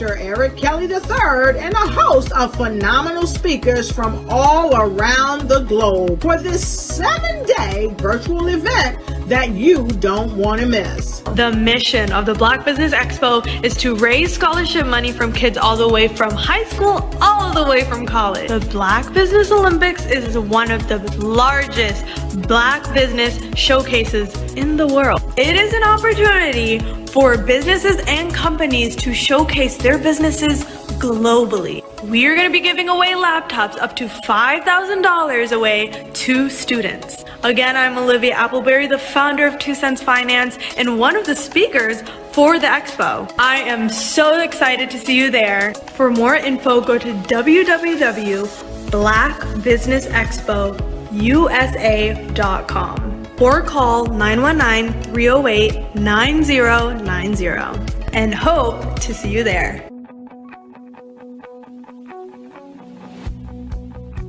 I am Black Business. From the moment I wake until the time I sleep. Yes, I am Black Business. I am Black Business. Tell me, are you Black Business? I am Black Business. Do you support Black businesses? Listen, I support Black business because I am Black Business. Black Business Expo, one of the largest business showcases in the history of Black business in the world. The world! Sign up today at www.blackbusinessexpousa.com or call 919-308-9090. I am Black Business. I am Black Business. From the moment I wake until the time I sleep, I am Black Business. I am Black Business. Are you Black Business? I am Black Business. Do you support Black businesses? I support Black business because I am Black Business. Black Business Expo, one of the largest business showcases in the history of Black America in North Carolina. Sign up today at www.blackbusinessexpousa.com or call 919-380-9090. I am Black Business. I am Black Business. From the moment I wake until the time I sleep, I am Black Business. I am Black Business. Are you Black Business? I am Black Business. Do you support Black businesses? I support Black business because I am Black Business. Black Business Expo, one of the largest business showcases in the history of Black America in North Carolina. Sign up today at www.blackbusinessexpousa.com or call 919-380-9090. I am Black Business. I am Black Business. From the moment I wake until the time I sleep, I am Black business. I am Black business. Are you Black business? I am Black business. Do you support Black businesses? I support Black business because I am Black business. Black Business Expo, one of the largest business showcases in the history of Black America in North Carolina. Sign up today at www.blackbusinessexpousa.com or call 919-380-9090. I am Black business. I am Black business.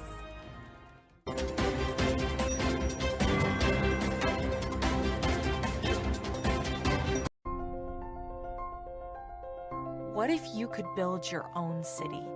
A place where every child can find nurturing people to help them achieve their full potential. A place where every adult can access job training support.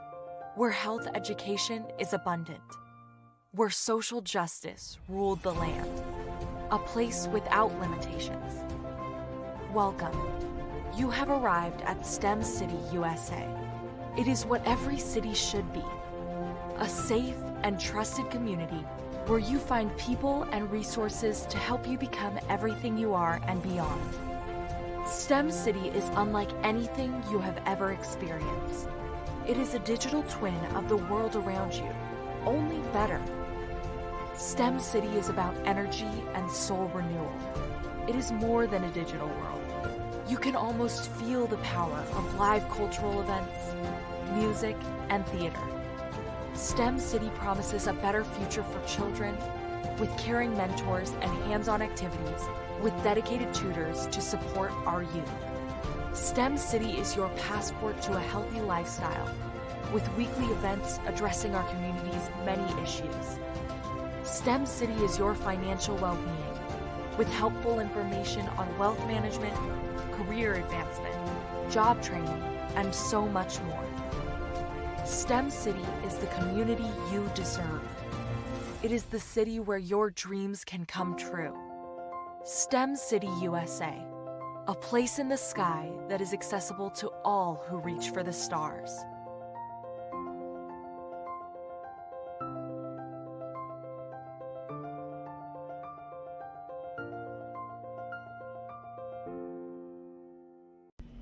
Why do I do what I do?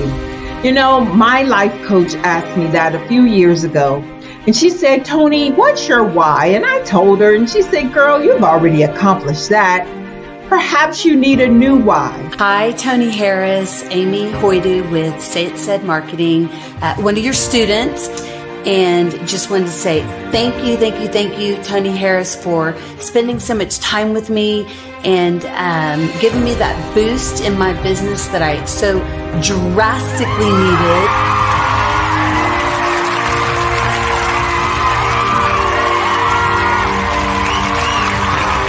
My why is to touch, move, and inspire my clients to take drastic steps to be better than they were before they met me. I'm a resource.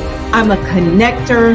I want to help people build deeper relationships that are beneficial to their life and business. That's what I do best. So, first thing you got to do is show up.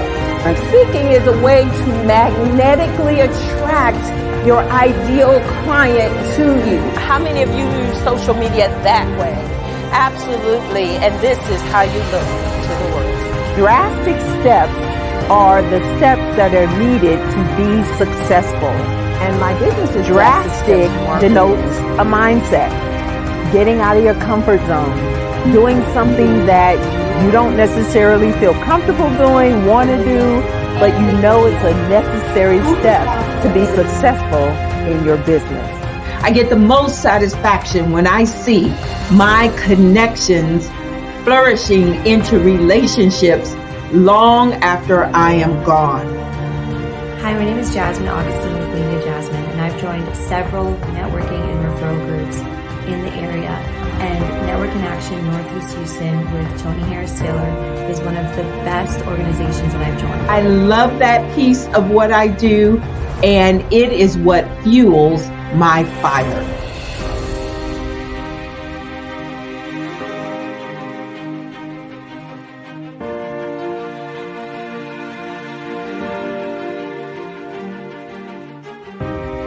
My name is Tony Harris Taylor, saying take a drastic step today for a fantastic tomorrow.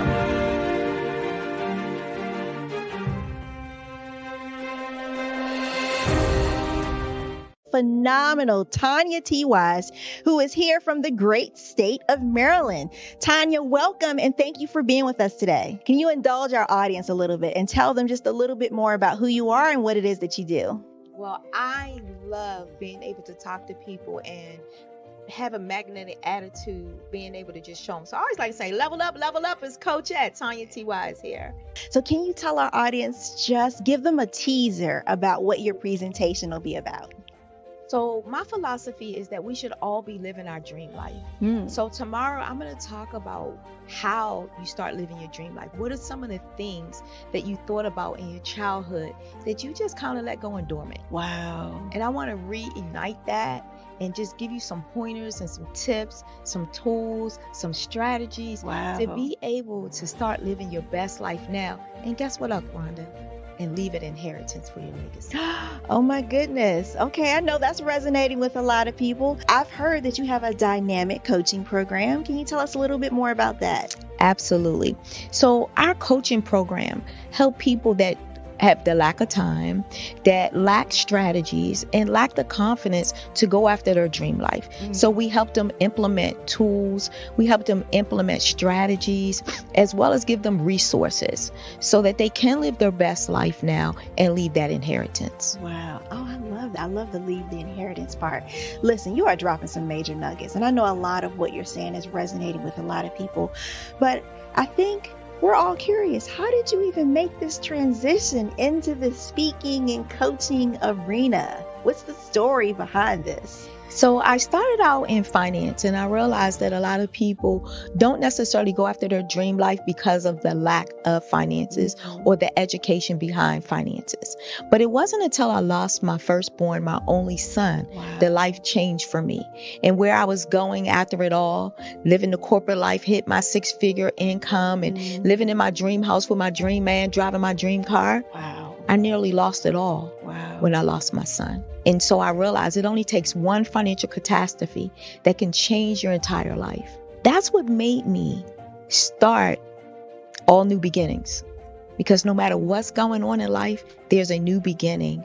And because of that, we develop a program called Wise Minded. My little slogan is, don't just dream it, let's live it. If they want to connect with you or work with you, what is the best ways for them to be able to do that? Well, for my social media guru, you can connect with me on every single social media platform as Tanya T. Wise. Hello, this is Israel, and I am CEO of Daydreams Interactive and author of Princess Planet. So, genius is common, and as a kid, I loved to daydream. Even as an adult, I love to daydream. And when my daughter became 6 and loved princess characters, but we just could not find the diversity that showed her, we created our own characters.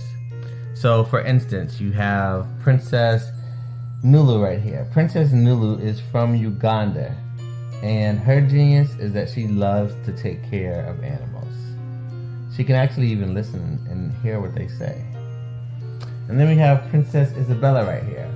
Princess Isabella, she's from Cuba, and her genius is biochemistry. One day she hopes to eliminate disease. Then we have Princess Nia right here. And Princess Nia is based off of my daughter. And she wants to be the greatest dancer alive. So that's her genius. So what's your genius? My genius is my imagination. Genius is common.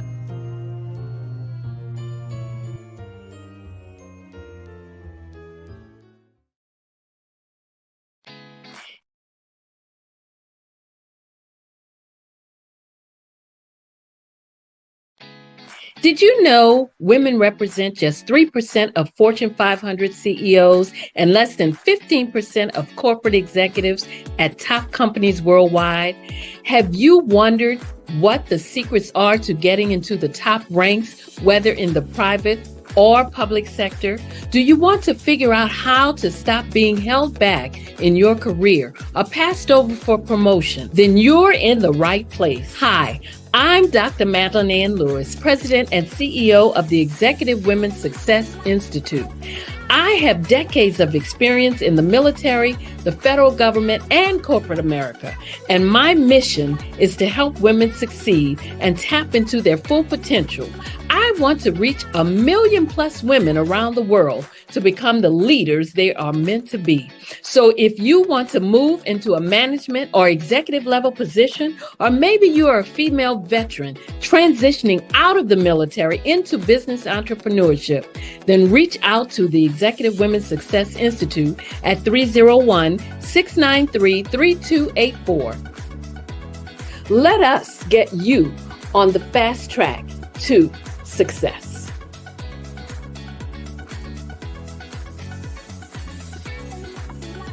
I'm Ramon Ray, founder of Smart Hustle Magazine and smallbiztechnology.com.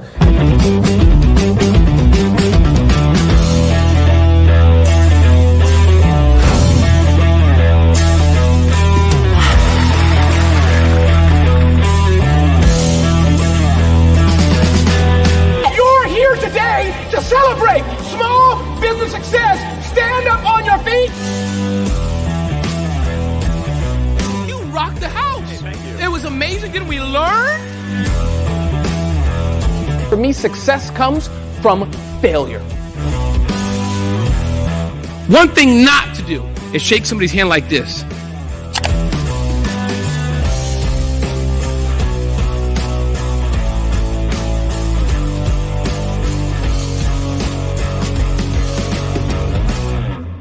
I was born in a little village on the island of Haiti. Many deadly diseases pounded me. It is as if they were on a mission to end my existence on this earth. I refused to give up. In 1983, I left Haiti and came to the United States of America. And I came with $5, 2 shirts. I didn't speak any English. I came to Atlanta. I got a job. I was a doorman. I was a doorman with a dream. What I used to come on stage. I'd rehearse this moment that I'm standing in front of you. That's the power of a dream. Maybe today is the day you begin acting as if you already have it. And then step out with full force. Take a risk. No condition is permanent. Don't let your situation distract you. You are chosen. You are called. You are born for a purpose in this life.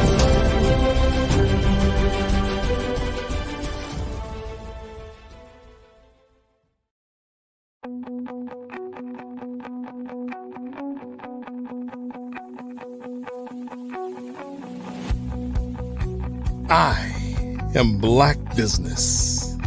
From the moment I wake until the time I sleep. Yes, I am Black Business.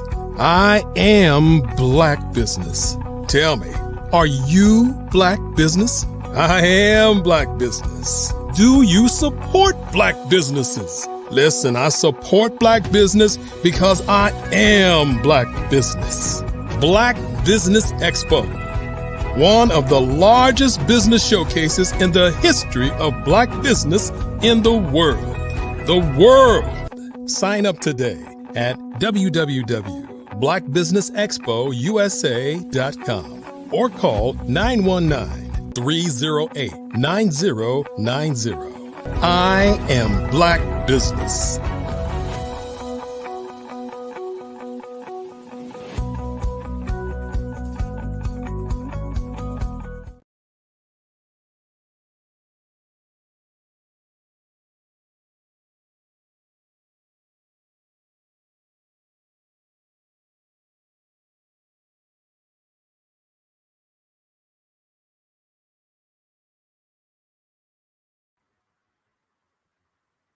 Good afternoon, business owners, entrepreneurs, thought leaders, and corporations.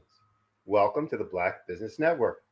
My name is Sydney Wormsby, and I'm your business moderator for this afternoon on the Black Business Network. The Black Business Network is a 24-hour business network showcasing Black businesses, business owners, entrepreneurs, and thought leaders worldwide. For those who have frequently viewed our programs, you know that we have speakers from North Carolina, London, Singapore, Africa, Japan, and cities all over the United States. The Black Business Network is a global community sharing its business knowledge to empower, inspire, and educate businesses about business. Our next speaker is Miss Deborah A. Deborah is a former minister, an engineer turned holistic relationship and leadership mentor who understands from inside out the challenges socially conscious leaders face trying to operate within societal norms, aka business as usual practices. A natural born revolutionary, she supports socially conscious outliers in embracing their role as leaders with radical self-acceptance so that they can make unique differences that they are meant to make. While confidently navigating this period of global transition comfortable in their own skin. She also underscores the significance of diversity, equity, and inclusion within organizations. Throughout her career, she's illuminated the financial repercussions of DEI and advocates for a more circular or systemic approach to thought and leadership. I present to you Miss Deborah A.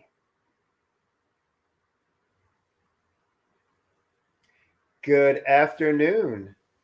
Good afternoon. Thank you. Well, you know you've made it and you're famous when you're known by a single letter, like Malcolm X, like Sheila E., Deborah A. It wasn't what I was going for, but yeah, thank you. It works. It works. Use it. So, all right. Well, I really appreciate you being here and on the show. And I know you have wonderful things to share with the audience out there. So I will get out of your way and let you do that. And as we say, genius is common. I'll see you on the other side. Thank you. Well, greetings, everyone. What I'd like to share with you, I am Deborah A., and there's a little bit of a story behind that maybe we'll get a chance to get to after the main presentation. But this is for you, so you can know whether you can tune out or pay attention for the next half hour. If you are a leader, and that doesn't mean that you have to have a job position that says that you're a leader, but that you act as a leader in your community or in your environment, who are tired of operating in business as usual. You may be wildly successful. You might not be successful by external standards at all, but you recognize that humanity is in a very important, pivotal, what we call meta crisis. And you want out of supporting life-destroying systems that we've all been brought up in, and instead to use your resources and your genius to support emerging life-enhancing systems. But maybe you're not sure how. How can you do that? This presentation will outline one of many simple ways out of destructive confusion while still remaining in the unknown space, right? So there's a lot of things that since the pandemic, we just don't know. So I promise you that you won't ever look at business the same again when you get through this presentation. So as Sydney mentioned, I'm a holistic leadership mentor. My focus is on leadership development. I also work on relationship turnaround. But I want to give you a couple of definitions that we're going to use in this presentation so you're aware of what I mean when I say that. So the first thing I just mentioned was the phrase meta crisis. So what's the meta crisis? It is the current transitional period from that we're currently in our civilization, where we're in collapse. We're moving from the old way, industrial revolution, knowledge worker era, into a new emerging world that is unknown to us. So it's the observable collapse of all systems, those that are man-made and the ones that are natural. For example, our physical and emotional health care, clean water, nourishing food, education, governance, economics, work, sustainability, everything. Okay, so our world is collapsing at an accelerated rate. And that means that we don't know what we're moving into, what the next era will be. We just know that it'll be quite different from where we were before. And where we were before and where many of us still are right now is what I call business as usual. And that means the policies and practices that are implemented to carry out business. So that could be anything from sales, marketing, hiring practices, negotiations, fundraising, payroll, competition, and so on. So these two things, the meta crisis and business as usual, we're going to look at through a different lens today. Like I said, some of the things that we will cover that will make you see business never the same again is some key misconceptions about business as usual and the toll that they take on everyone, regardless of their status, the root cause of those issues that come from business as usual practices, and then a simple 3-part process to address these concerns at individual, organizational, and global levels. So I want you to just take a moment, maybe close your eyes, and imagine attracting the right people, the right opportunities, and the right resources to support you as you need them in expressing the highest version of your gifts at any given moment without having to figure it out ahead of time. Imagine living a fulfilling life of adventure and mystery as you step into the unknown with clarity in the value that you contribute in any given moment. And imagine making decisions with confidence that you're doing what is yours to do in addressing the meta crisis and calling in the better world we all want to see. I don't really want to go too deep into the meta crisis too much, but you see it every day all around you. It's garbage in our waterways. It's rising prices for groceries and gas. It's all the things. It's the planes spraying things in the sky. It's getting bullied at school and teachers doing nothing. It's getting bullied at home and police doing nothing, or being bullied by the police. These are all signs of this meta crisis. And whether you like to admit it or not, whether you know it or not, you will know now, business is a huge part of contributing to this meta crisis. So when we create businesses and when we build businesses and when we grow our businesses, having awareness of how business contributes to this brings a responsibility. So it is absolutely possible to do business in such a way that doesn't contribute to the destruction of our planet or to the destruction of our social commons. We know our history. We know the history of how this economy was established. So I just want to say that it is possible. You don't already have to be internet famous or millionaire. You don't have to be somebody who hugs trees or is an activist for, any social or environmental causes. You don't have to have thousands of followers. You don't have to grind and hustle day and night.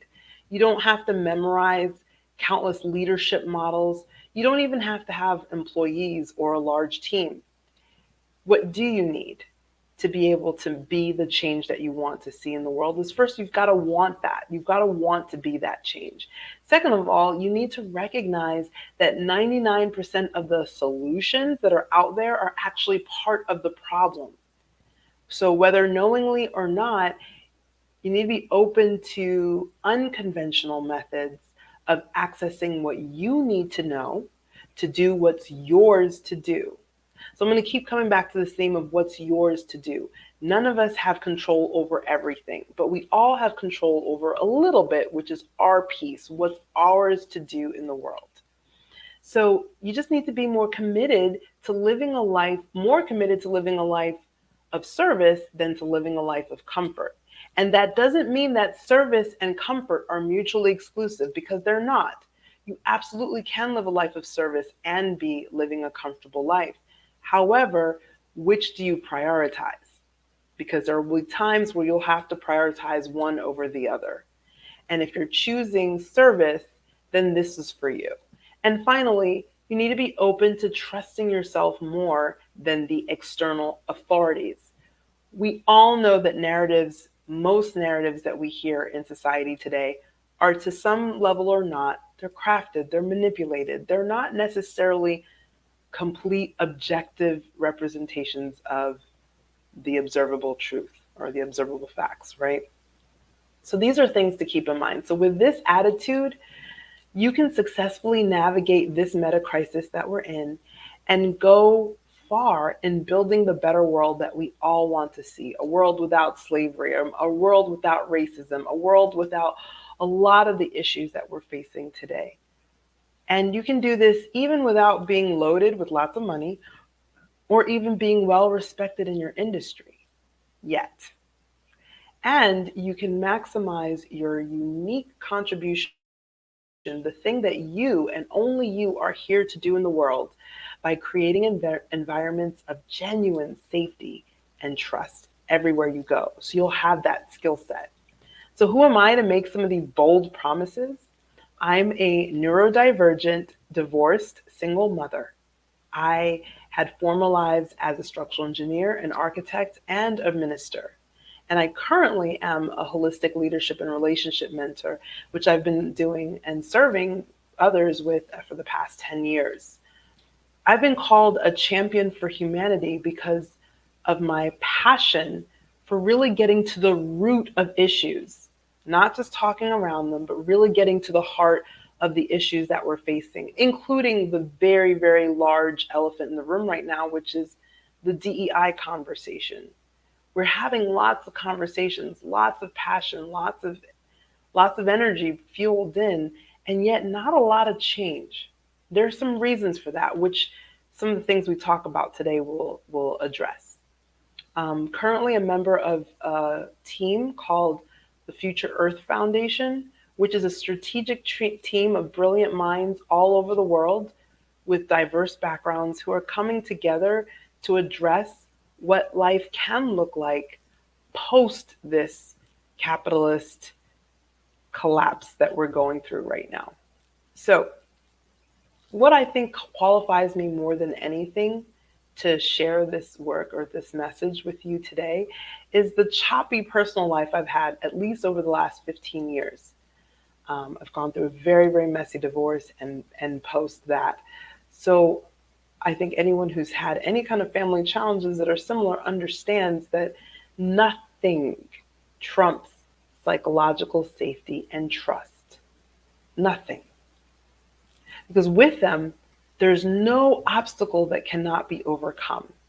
But without psychological safety and trust, even an anthill becomes a mountain.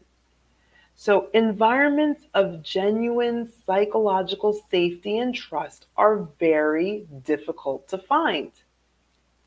If you're a parent, you know it. If you're going to school, you know it even better. We've got countless forms of bullying and authorities turning a blind eye, right? We've got countless places where you know that you can't say what you're really thinking. You know it's not safe. Either you might lose your job, or if you're the owner, you might get sued. There's a million things that can happen, right? That make it so that you don't feel safe to be honest and to authentically express yourself. And by the way, that's really hurting us more than anything else. But why is this happening? Why? Business as usual makes it difficult. And I really want to focus on this because this network is about Black business. And yet, on whose backs was this whole economy built? Who was picking the cotton? Who was going through all of the violence? that has made the way for the so-called, wealth in this country today. So business as usual was built on slavery. We know this. There's a quote from a famous author by the name of Charles Eisenstein. In his book, Sacred Economics, he says, when everything is subject to money, then the scarcity of money makes everything scarce, including the basis of human life and happiness. Such is the life of the slave, one whose actions are compelled by threat to survival. How many of us would go to college or go to work or make sales calls if we weren't afraid for our survival and for the survival of the loved ones that we take care of and we protect? We're all still slaves.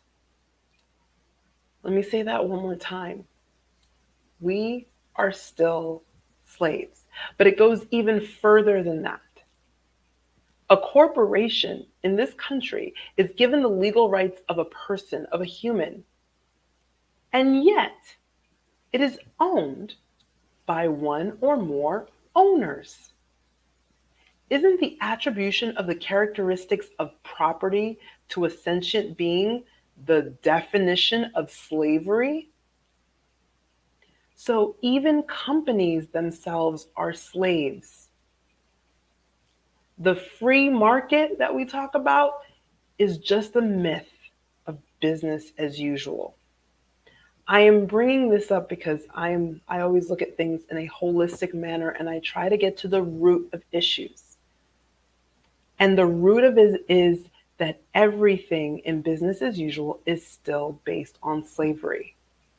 Here are 10 other myths, other than the free market, of business as usual that I want to bring up. One is competition is necessary. Another one is businesses are here to meet the market where it is. Another is constant growth is good. Another is constant hustle and grind are necessary. As I'm going through these, by the way, I'd like you to just check off in your mind how many of these, or maybe on a piece of paper, how many of these things have you been told and taught and believed in our society? Another myth is time is money.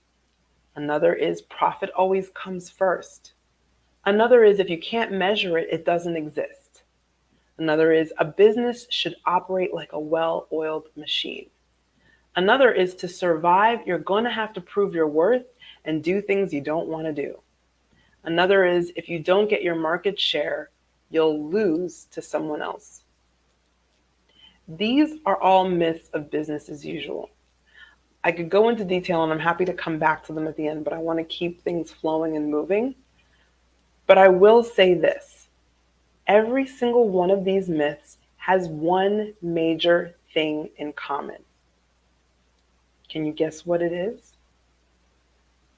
I'll give you a moment to think about it. What they have in common is scarcity.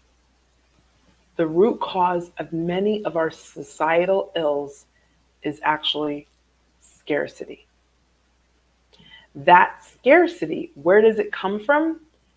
Well, we could go make it really deeply philosophical, but I'm just going to keep it really simple because we're talking about business. It comes from the nature of our money system, which is based on debt. So think about the game of musical chairs. There are never enough chairs for all the participants because that's the way the game was designed. It's the same with our money system, our economic system. Money is written into existence by the creation of debt. So that means there's never enough for everyone. So if that's the case, you might be asking, well, Deborah, then why did you just list those 10 myths if they're all valid for our current economic system? Well, I list them as myths. They are valid, but they are valid within a system that is based on something that's not true. Because in truth, scarcity is not the nature of life on this planet. Life on this planet is abundance. We have abundant food, water, air, beauty, and everything else we need to enjoy rich lives that was provided to us for free. We didn't have to work for it. We didn't have to pay it for it. It was here. We have been gifted this. We didn't do anything to earn it. So another thing to think about is that we didn't do anything to earn being clothed, fed, taught, and loved at some level from our birth through our childhood. We received these services for free without any expectation of immediate repayment. So what does all of this have to do with psychological safety? Well, how well do you sleep when you know you haven't paid your rent or your mortgage for 1 week into the month? Or how focused is your work when you're not sure where you'll get your next meal from? How likely are you to whistleblow to an agency who ignores you when you notice some unethical behavior of a well-respected colleague that could harm others if not reported? So these are all examples of both physical and psychological lack of safety, okay? So if you feel scarce, you don't feel safe. And if you don't feel safe, you cannot do your best work. Part of your voice will be stifled. So there's a very famous quote by Howard Thurman that says, "Don't ask what the world needs. Ask yourself what makes you come alive and go do that, because what the world needs is more people who have come alive." So if we're not feeling psychologically safe, we're not actually giving the world what it truly needs.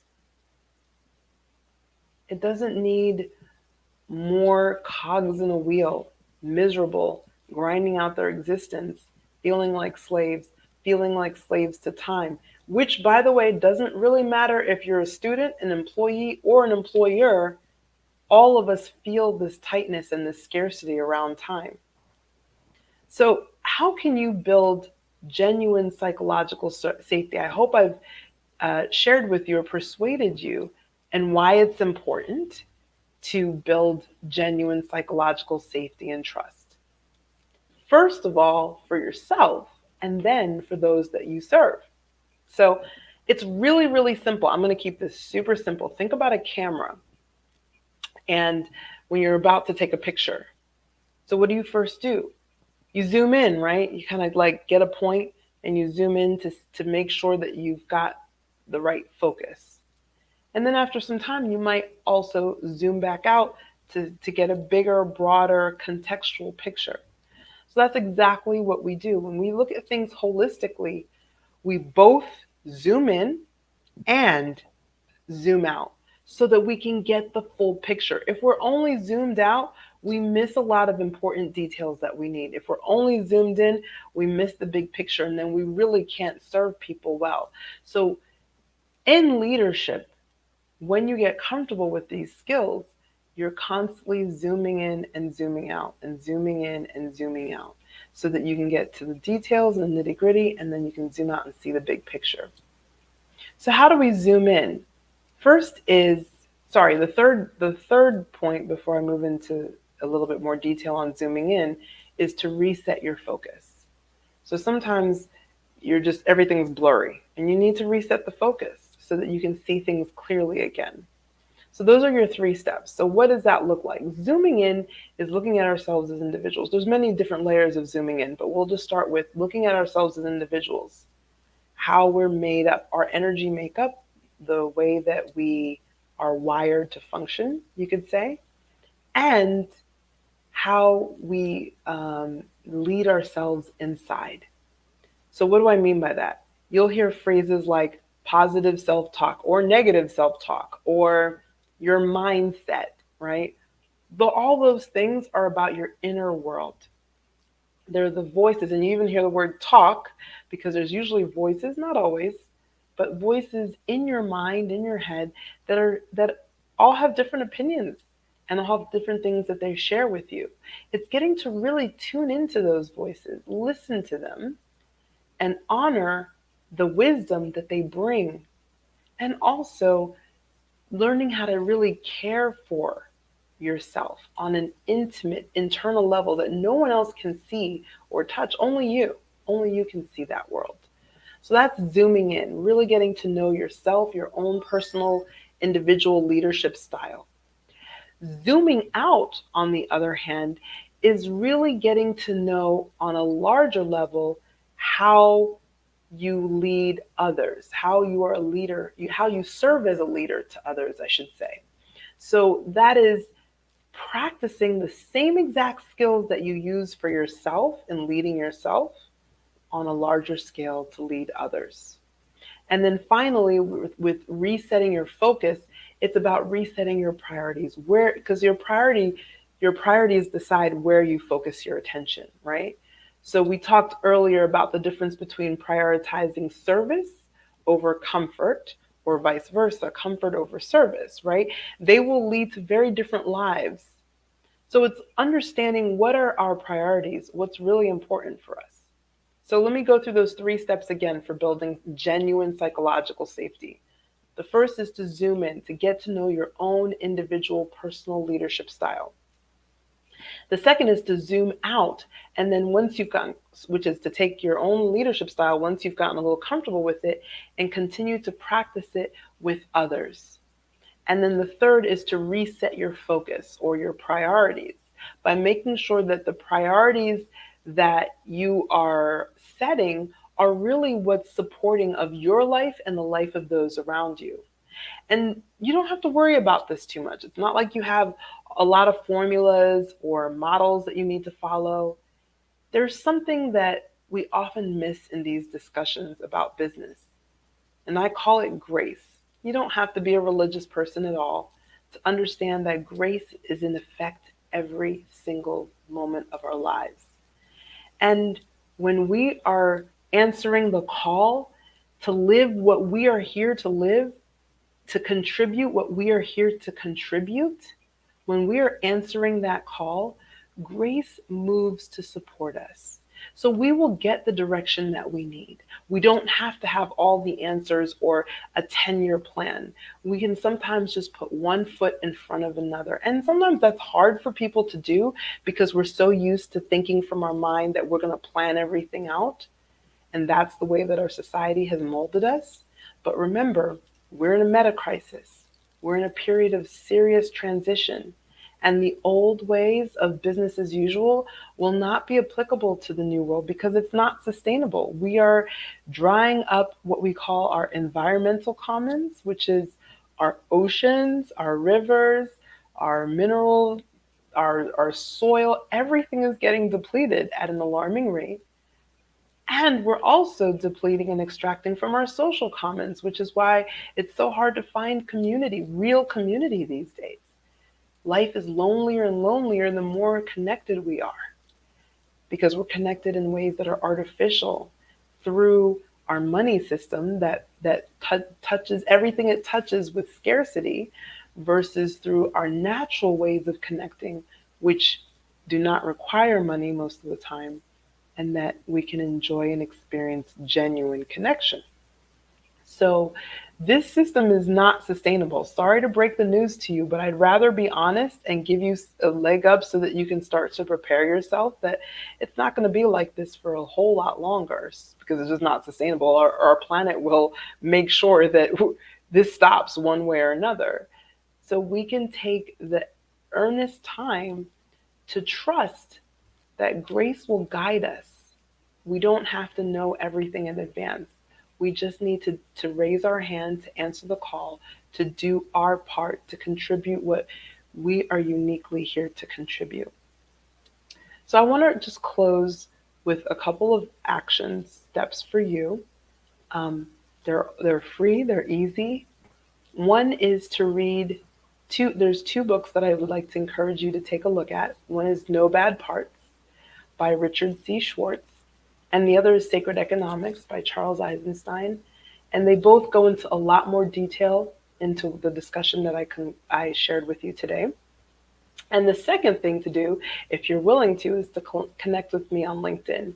and just let me know that you found me here in this network. And that's just so that if you have questions or you want to continue the conversation or learn more, I'm happy to answer your questions. Please see me as a resource. And I want to thank you so much for your time and your attention today. I'm very honored to be here.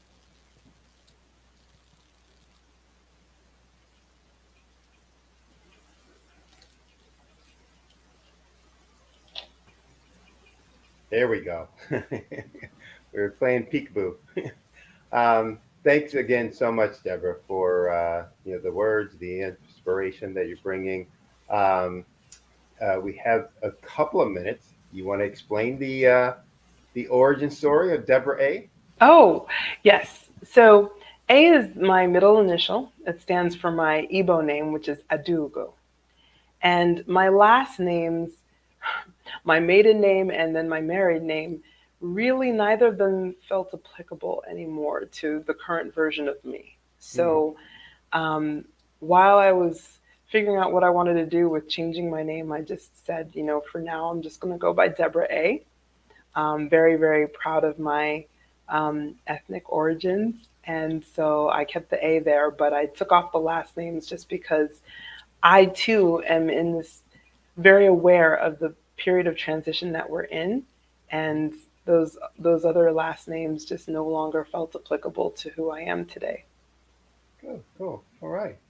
Now, I'm going to sneak in one question. Sure. Most of the things that you were talking about seem as they would apply, for anyone, anywhere, in any employment environment. Mm-hmm. So, yes, we have a lot of folks who are entrepreneurs, solopreneurs, business owners here. But we also have some folks who are, employees of businesses and corporations, et cetera.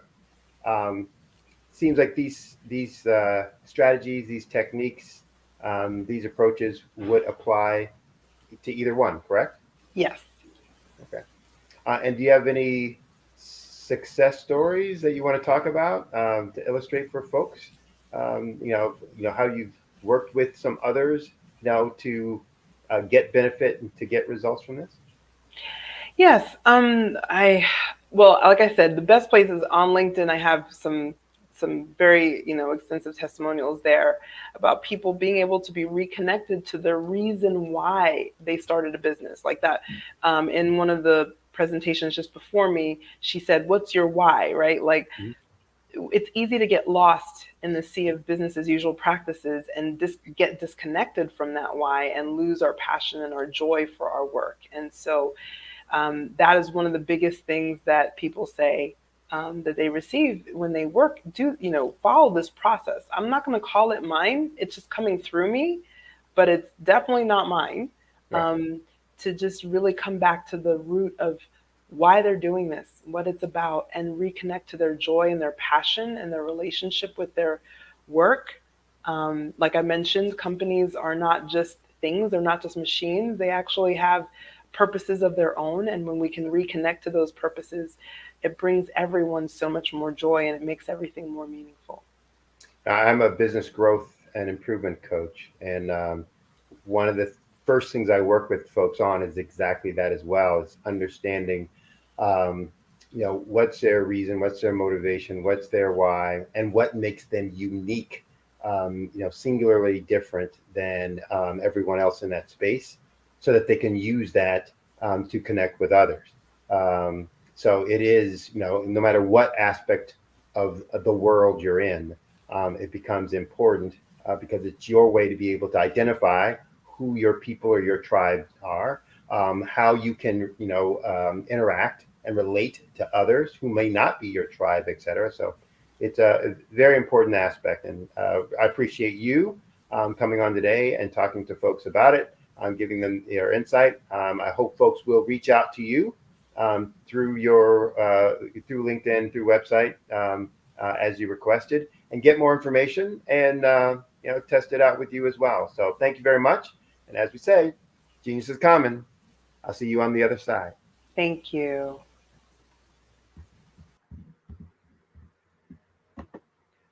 All right. Again, want to appreciate the her coming on and really sharing her information with all of us. One of the things that we are here for is to raise money and funds for students, specifically K through 12 students and who are getting ready to go on to college, as well as entrepreneurs, K through 12 entrepreneurs. So if you could go to www.blackbusinessexpo.usa. Again, that's www.blackbusinessexpo.usa.com and donate to the scholarship fund. We also can, or you also can donate through the Cash App. It should be scrolling across your screen at the bottom there. Cash App, the account is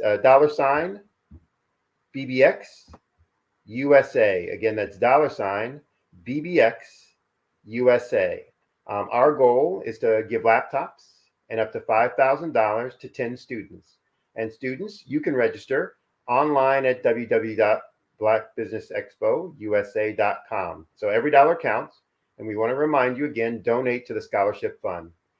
We also want to thank all of our sponsors, Black Business Expo USA sponsors for this month, October 2023.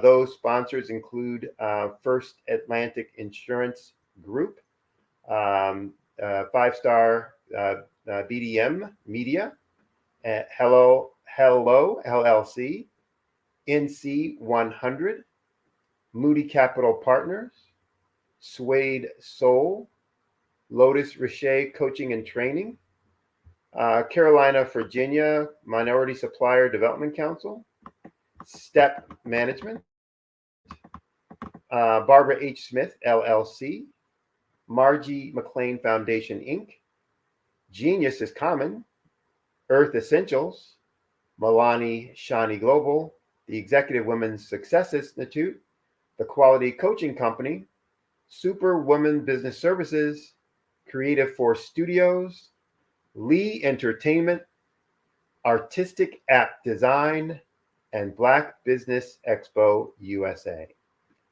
Thanks for joining in on our program. We have lots more content to come, so please stay tuned. And remember, genius is common, and I'll see you on the other side.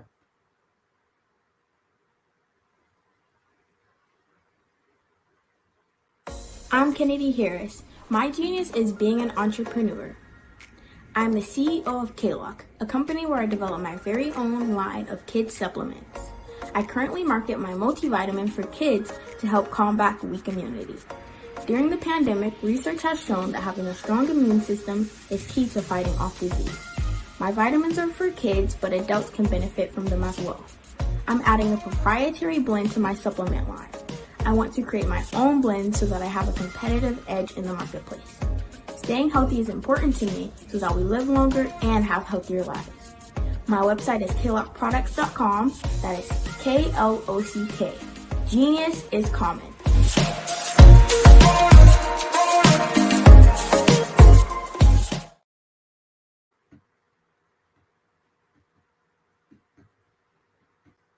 I am from Washington, D.C., but I was raised in Durham, North Carolina. I came to Durham when I was about 5 or 6.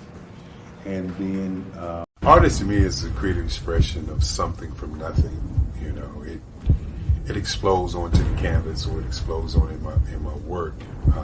One of the things that I try to do more than anything is I try to just give the lines and the movements and emotions and expressions into what I do.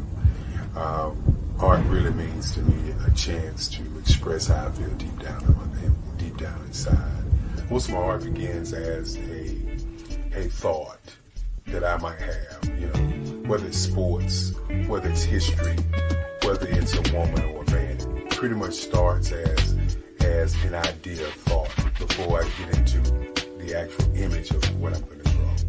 I do a lot of historical pieces. I was a history minor in college, and I love to do history pieces. And a lot of times I'm thinking about history, and then I try to make that history impact you as you look at it. That's one of the reasons I do pictures so large. People ask me, why do I do the pictures so big? And I tell them, I want the piece to impact them as they're looking at it, to kind of dominate them, dominate their space. And most of my pieces I try to do off page. I don't try to do anything that's going to be in those four corners or in a square. And I want your imagination to be a part of the piece that you're looking at.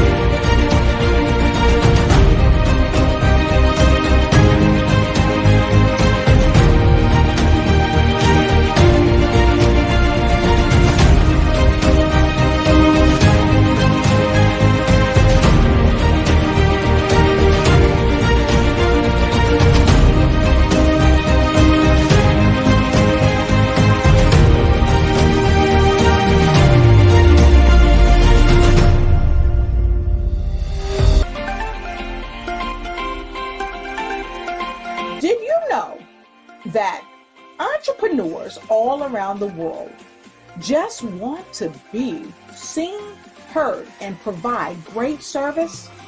Well, I know that there is an expo that's going on to help entrepreneurs all around the world do just that and much more. Hi, I'm Dr. Lotus Roche. I'm the CEO of Lotus Roche Life Coaching and Consulting, along with being the show host of the Lotus Roche Ignite Show, news you can use and bring who you are. And today I'm bringing to you some amazing information about the Black Business Expo USA, hosted by none other than the remarkable Dr. Eric Kelly. And I welcome you to jump on board this wonderful train that is helping unite businesses all across the planet during the Black Business Expo USA.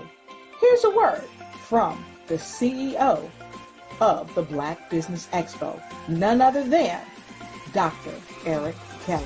Hi, I'm Dr. Eric Kelly III, and I'd like to invite you to the Black Business Olympics. The Black Business Olympics is one of the largest business showcases in the history of Black America in the world. It gives your company an opportunity to showcase, to market, to advertise your products and services worldwide. And for those who would like to speak or be a vendor, corporation or company, I implore you to give us a call at 919-308-9090 or go to our website, www.blackbusinessexpousa.com. My genius is understanding your vision and utilizing your vision to help you earn a profit. The Black Business Expo is changing my life. This year, they are giving away laptops and even $5,000 in cash to students just like me.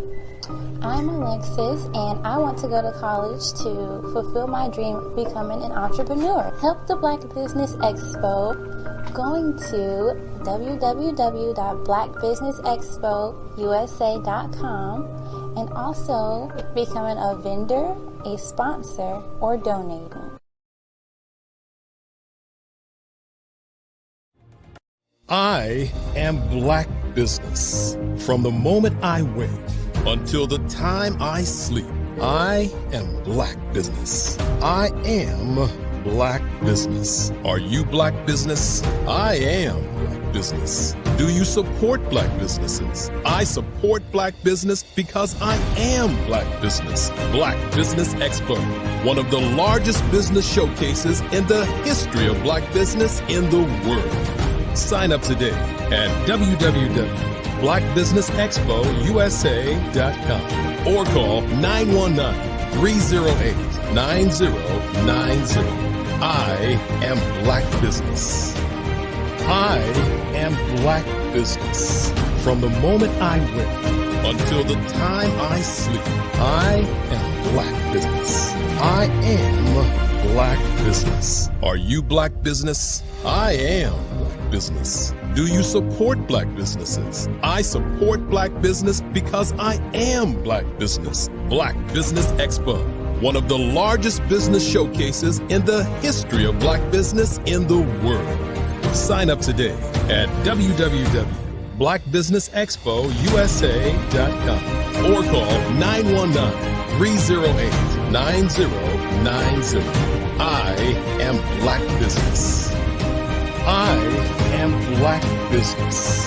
From the moment I wake until the time I sleep, I am Black business. I am Black business. Are you Black business? I am Black business. Do you support Black businesses? I support Black business because I am Black business. Black Business Expo, one of the largest business showcases in the history of Black business in the world.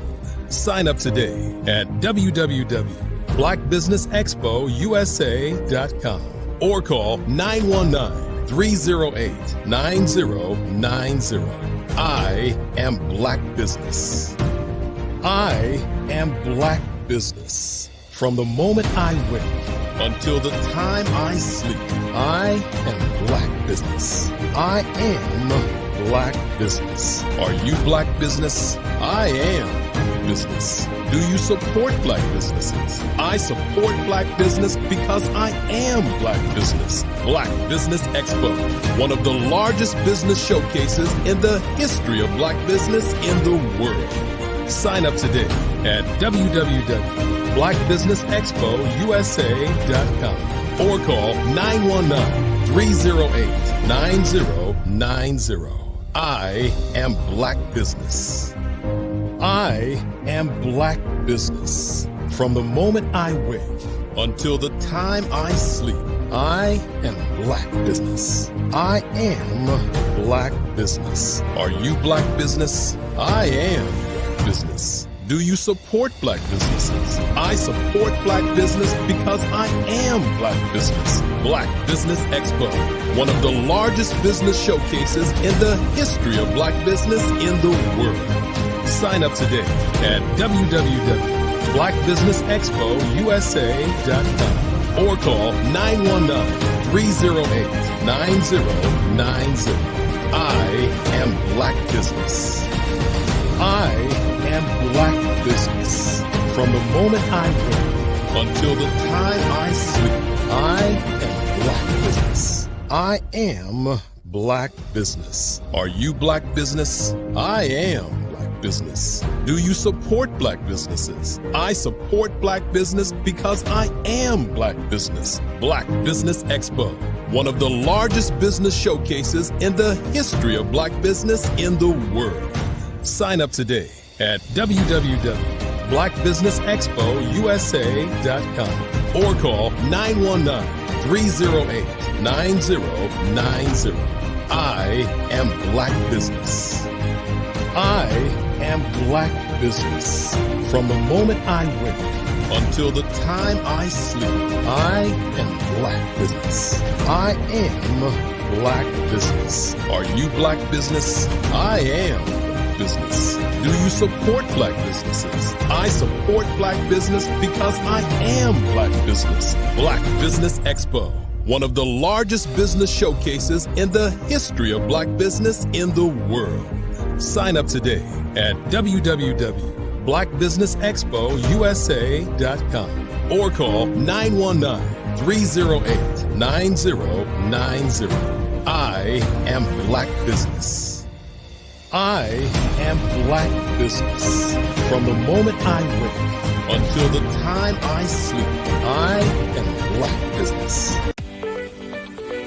You are in the right place at the right time. The Black Business Network opens again for its Black Business Olympics, a 24/7 broadcast on business, strategies, global branding, social media marketing, finance, advertisement, and much, much more. Featuring the top, most powerful entrepreneurs and speakers and thought leaders from all around the world as they gather together for this phenomenal event. Join the Black Business Network streaming live into the metaverse, STEM City, USA, Black Multiverse, Pod TV, Roku, Hulu, iHeartRadio, Apple TV, YouTube, TikTok, Instagram, Google Podcasts, Facebook, LinkedIn, IBM TV, Spotify, and Twitch. Tune in today and be a part of this amazing movement. The Black Business Olympics welcomes you.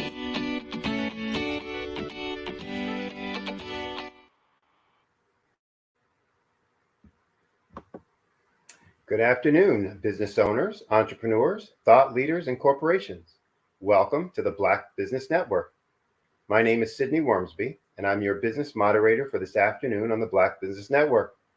The Black Business Network is a 24-hour business network showcasing Black businesses, business owners, entrepreneurs, and thought leaders worldwide. We have speakers from North Carolina, London, Singapore, Africa, Japan, and cities all over the United States. The Black Business Network is a global community sharing its business knowledge to empower, to inspire, to educate businesses about business.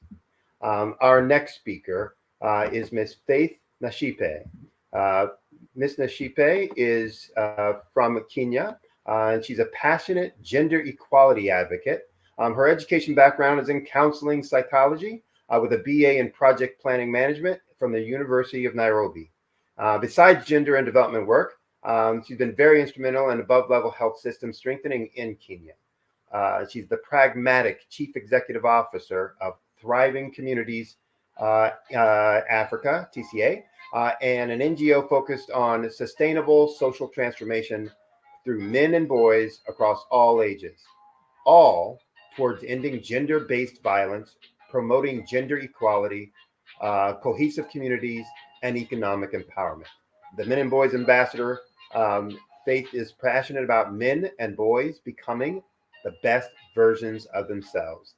She spearheaded the establishment of the male engagement and inclusion thematic area, gender sector in Kenya, where she serves as the national chairperson. Additionally, she's the coordinator of International Men's Day in Kenya and an international transformational speaker on men and boys engagement and inclusion, mental health of men, family well-being, youth development, and social sustainable transformation. When she's not busy with all of that in her spare time, she's on the board of Give Directly Kenya and leads the Partnership and Resource Mobilization Committee under Kenya Counseling and Psychological Association. And if that wasn't enough, she's also a mother of 3 young boys. So would you please welcome Miss Faith Nashipe to the program? Thank you. Thank you very much, Sydney. Great meeting you. I hope I was pronouncing that last name properly. A little bit of some massacre. What's that? A little bit of some massacre. It is Nashipai. Nashipai. Oh, okay. All right. My apologies. So, well, I know that you have a lot of information, and from your background, one, you just are extremely involved, engaged, and busy. So I know you're going to have a ton of detail to provide folks. I'll let you get to it since we only have limited time, and they want to hear you, not me. So with that, I will say, genius is common, and I'll see you on the other side. Thank you. Thank you very much.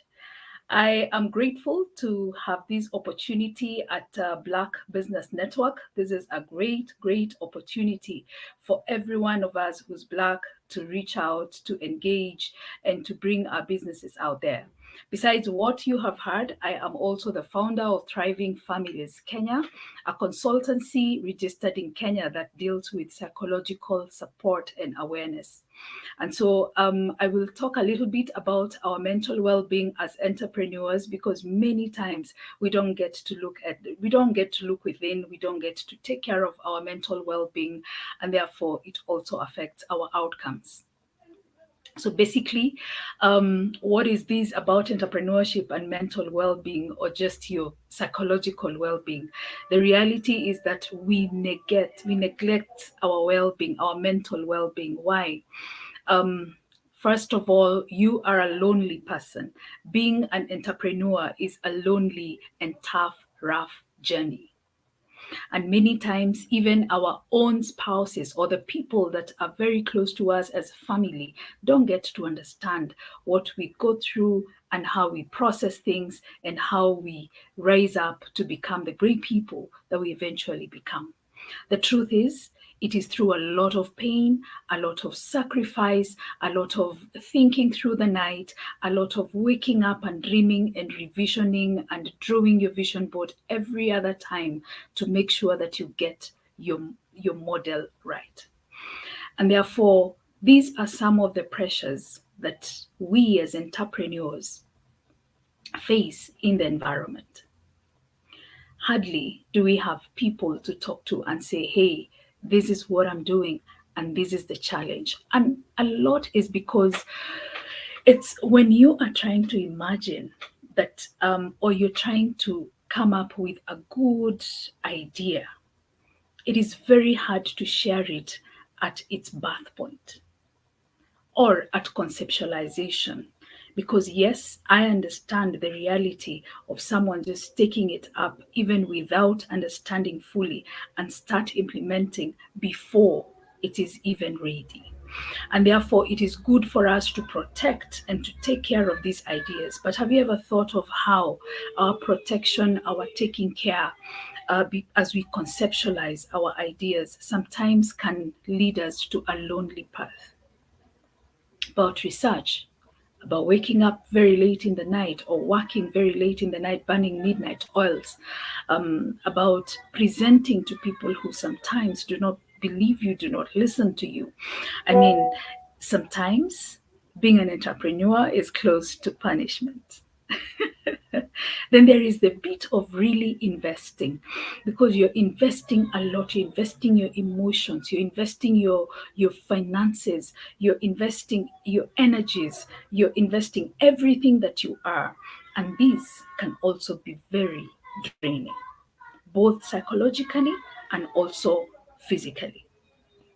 Then there is the bit of social isolation, where because you're doing this, because you're following through, your friends may not be able to keep tabs with you. And you find that a lot of your valuable relationships are falling off with time.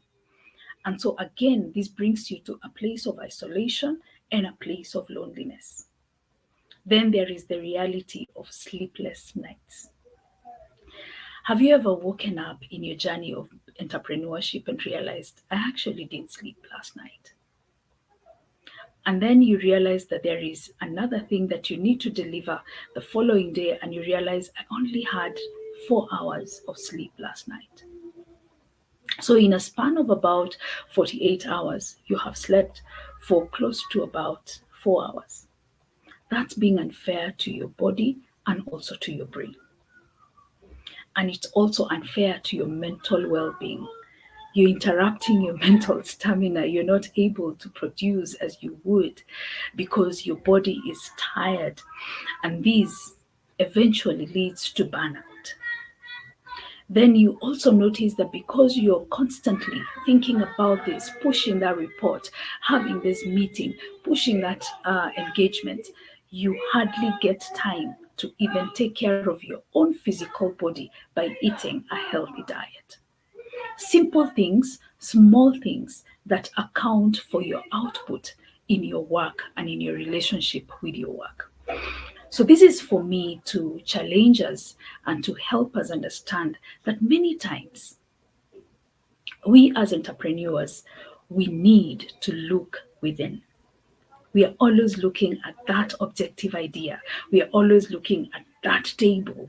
We are always looking at the drawing board. We are always looking at the charts. But we forget to look at the most important resource in this whole environment of entrepreneurship, and that is you, your mind, and your body. And so for me, from a counseling point, I want to call us to a place of how then do we move forward from here? How do I kill loneliness? How do I kill isolation? How do I manage poor sleeping habits? How do I manage poor eating habits? And how do I manage burnouts?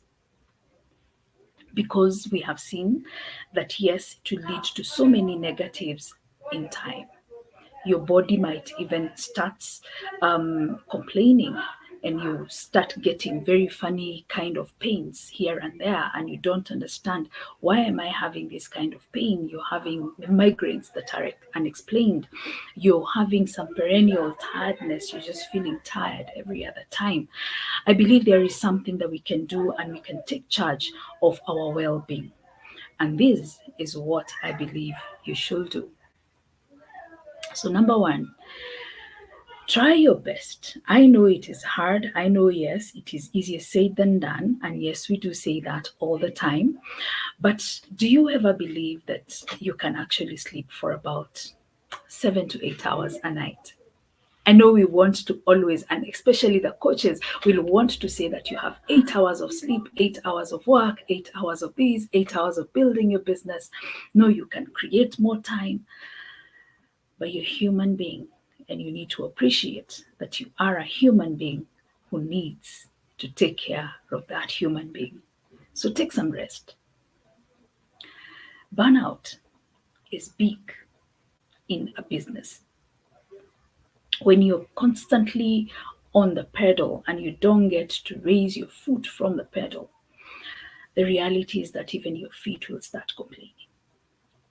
It is good for you to just stop the car and walk out and use your feet in a different way. It could be a little bit of exercise on your feet, and your feet stop hurting from pushing the pedal too much.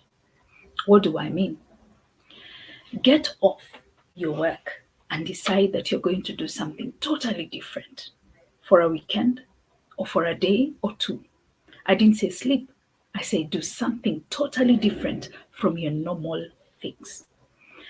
You change your mindset, you change your whole environment for just a day, and it helps your mind rejuvenate. It helps you wake up with a new feeling of energy and something new that you're looking up to, other than what is now seeming mundane in your entrepreneurship journey. The other thing is have accountabilities, especially with loneliness and especially with isolation that leads to depression. Have accountability partners. Take advantage of your social systems. All these people are not bad, and it's not that they're lazier than you. No. It's just that for them, what you're doing doesn't work. And sometimes we are actually enigmas in our own lives. We are seen as though we are not even understood by our own people and the people we call our people. And therefore, it's important that you keep connected with meaningful relationships. Switch off your laptop when you get home. Get to listen to what is happening, the vibe that is around you. Listen to people, be connected with them, be there, be present in their lives.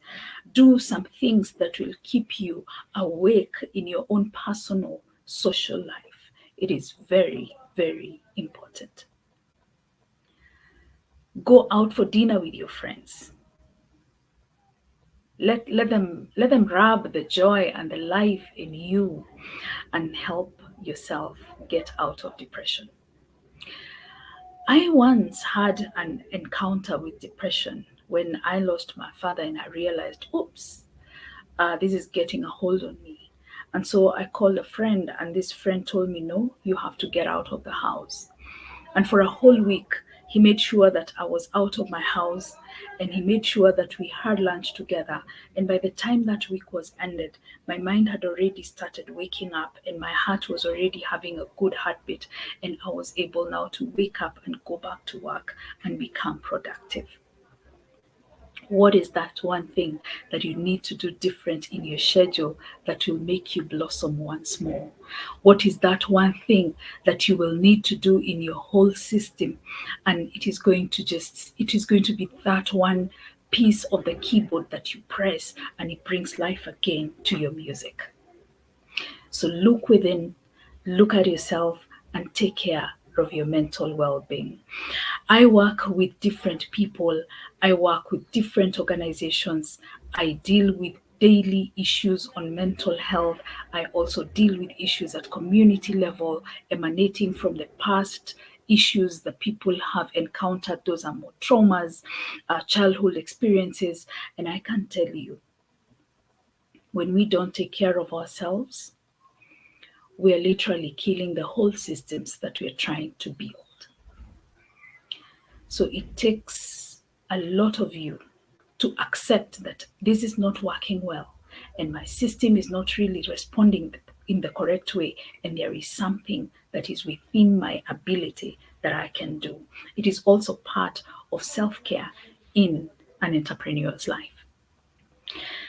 There is this bit of finances. Entrepreneurs hardly have finances.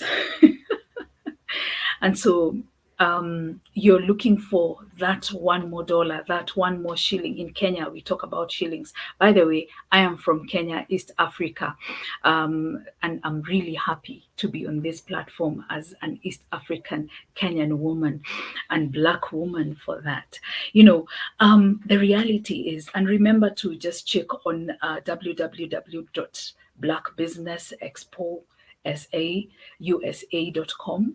And let's support the young people who need our support in terms of education. It is very important. Coming from Africa, I truly understand the struggle and the hustle of trying to put one and one together to get to learn more in your life and to get to become better. So support that young person, and let's make someone a better person in life.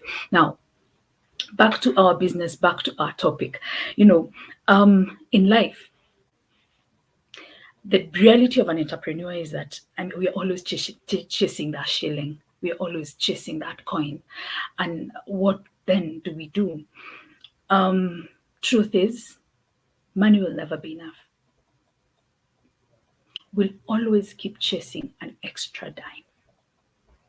Always. And so there is something I call contentment.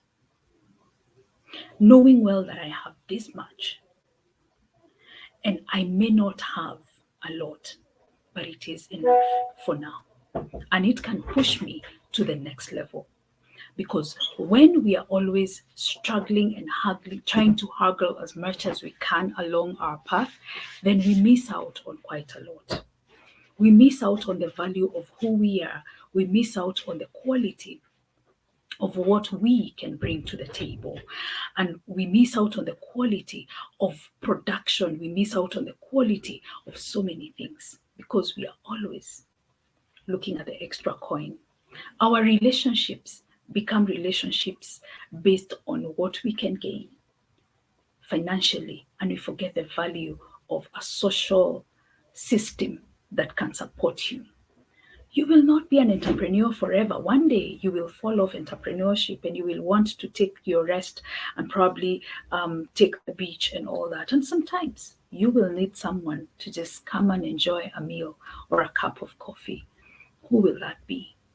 Is it after you have done all these entrepreneurship and you have forgotten about the social life, and then after your 60s and 70s and good old 80s, you're trying to hook up and connect and things are not working? How are we building our relationships as we go and as we grow? It's important that we keep a balance of our journeys of entrepreneurship, even as we keep a balance of our social lives. And we also take a lot of advantage of our social systems and structures that we already have. Your family, your children, your spouse, your friends are very important people in your journey of entrepreneurship. Don't forget about that. Well, besides all this, there are other things that I also do besides mental well-being and counseling. I also work closely with young men across Africa. And with that, we have set up an organization called Thriving Communities Africa. With Thriving Communities Africa, we are reaching out to young men in our communities and we are bringing out the best of them. I personally believe that every boy needs to be given an opportunity to become the best version of himself, just like we give the girls an opportunity. I look at Africa, I look at the Black community, and I say we need to have a better plan for our posterity. Did you hear that? Yes. We need to have a better plan for our posterity. And that is going to be achieved when we are building the young people and our young ones that we are having today. Our time of impacting into the generation is today, because we are using the people that we have, these are our children, to send light into the next of our generations. So look at your children, look at the people around you, the young people, the young ones around us in the Black community as arrows of light into the next generation. And then ask yourself, how are we coding them? I believe that the Black Business Expo USA is trying also to build the same, to code this light in the lives of our young people by giving them education and allowing them to access information. By so doing, we are building lives, we are building our communities into the future, and we are saying that, look here, I may not live 100 years, I may not even hit my 90, but at least someone else will be there to reach beyond me. By the time I'm saying that I'm dropping off this whole caravan called life, someone else will be rising up and taking on the dance. And so I always like asking people, today we are the entrepreneurs. Today we are doing very well. We are changing the world. We are shaping the way things are being done in the world. When you exit the stage and you're no longer hands-on entrepreneurship, who will be part of your legacy? What will you have left behind for the next generation? When we look at our legacy and we decide to define our legacies in a different way, in a way that impacts the next generation, I am very sure that the great things that we are learning from Black Business Network today and throughout the year are things that our future generations are going to be able to glean from and become better. And they're going to be able to build up from, because we are just a stepping stone for someone else. And tomorrow, that someone else will become a stepping stone for another. And so by so doing, we are building up our society. We're building up the better Black community. We're building up better world and better societies. So I wake up, I talk about the young man, I talk about the boy, I talk about the man, and I call out men to be mentors of our boys.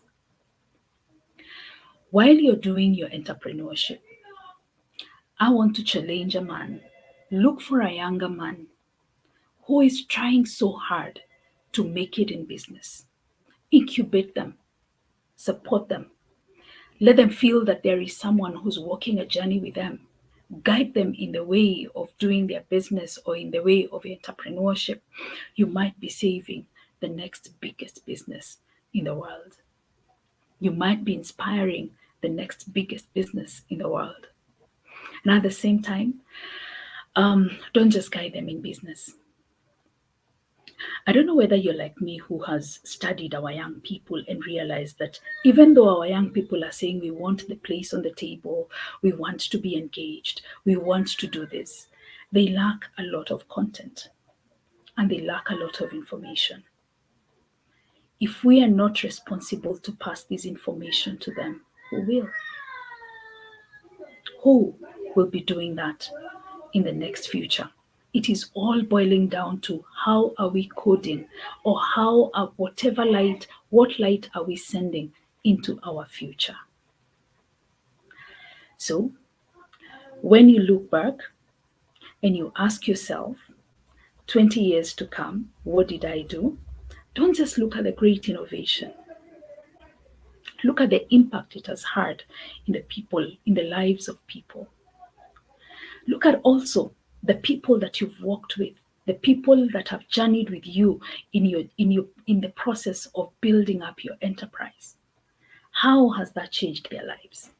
Not just from a financial component, but from a social, psychological, mental, intellectual well-being. How their professionalism, how are you impacting the lives of the people around you and the people who work with you? So after you have found yourself and you've become a better entrepreneur, after you have been able to manage your well-being, your psychological well-being, remember that you're not just doing business. There is someone that you need to impact. There is another generation that we are definitely supposed to impact and code well, so that our work does not stop with us. Our visions don't die with us. We need to speak our visions and our plans and our desires into the lives of others who are going to make it broader and bigger and better and make our work live beyond us. The only way for us from a social point to send out our work from beyond us is to ensure that we are sharing our vision to people, and we are also breeding or helping these people to become, or we are coding these people to become the best carriers of our visions and dreams into their generations. That way, our businesses, our entrepreneurship innovations, our great ideas will not stop with us when we exit the stage. Our life will be sustainable. I love talking about sustainability because it intertwines with legacy. It also intertwines with the ability for something to live beyond me. It gives me hope that beyond everything that I'm doing today, tomorrow, when I have exited the stage, I will look back and say, I'm proud of the time I spent and shared with those people. I'm proud of the things that I did when it was my time. I'm proud of my kind of dance when it was my time to dance on stage. How many of you are proud of your kind of dance? And how many times do you look back and you say, the dance is coming up very well. I may have missed a mark, a step. It's okay. I can still manage it tomorrow, and I can learn how to do it better. Because yes, that's the reality of an entrepreneur. We don't do it well today. We wake up tomorrow, we do it better, and we achieve more. But as we achieve more, let's carry on the young people in our spaces. Support them, mentor them, let them see you doing it. Let them see you going through your hard time. Let them see you going through your happy moments. Let them see you celebrate your milestones. Let them see you celebrate your millions and your dollars and your billions as you grow. As you do so, you will be inspiring them to become and to grow and to make it in life. But as long as we're saying we have a whole population of young people, we are going to get them in school. Fine, get them in school. But not everyone was designed by his maker to become an employee.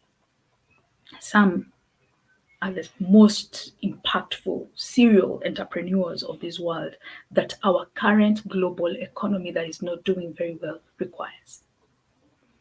But how are we going to know it if we don't engage them? And how are we going to know it if we don't give them chances? How are we going to discover this unless we pick their thoughts in a responsible and within rights way? What do I mean? Don't just harvest ideas from our young people. Give them a chance to even try to incubate their ideas. Be that person who supports ideas no matter how funny or crazy they seem. Because if you were told to rerun your whole ideas over us, we probably would say you're crazy. No, you're crazy, right? So if the world did not find you crazy and now have something that they believe in you about, you've got it. You have what it takes to believe in that young person who doesn't have money, who has just an idea, who has no experience, who has no education in that area, or no skill in that area, but he's burning with passion and a very big idea, and he has all the time in the world. You know, it amazes me how young people have a lot of time in their hands.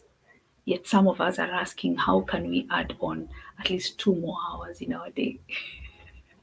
You already have 24, but you still want some more, at least make it 26. It's going to work for us as entrepreneurs. Yeah, it happens, and we always feel like that. But you know what? 24 will always be 24. But those 24 have everything in them.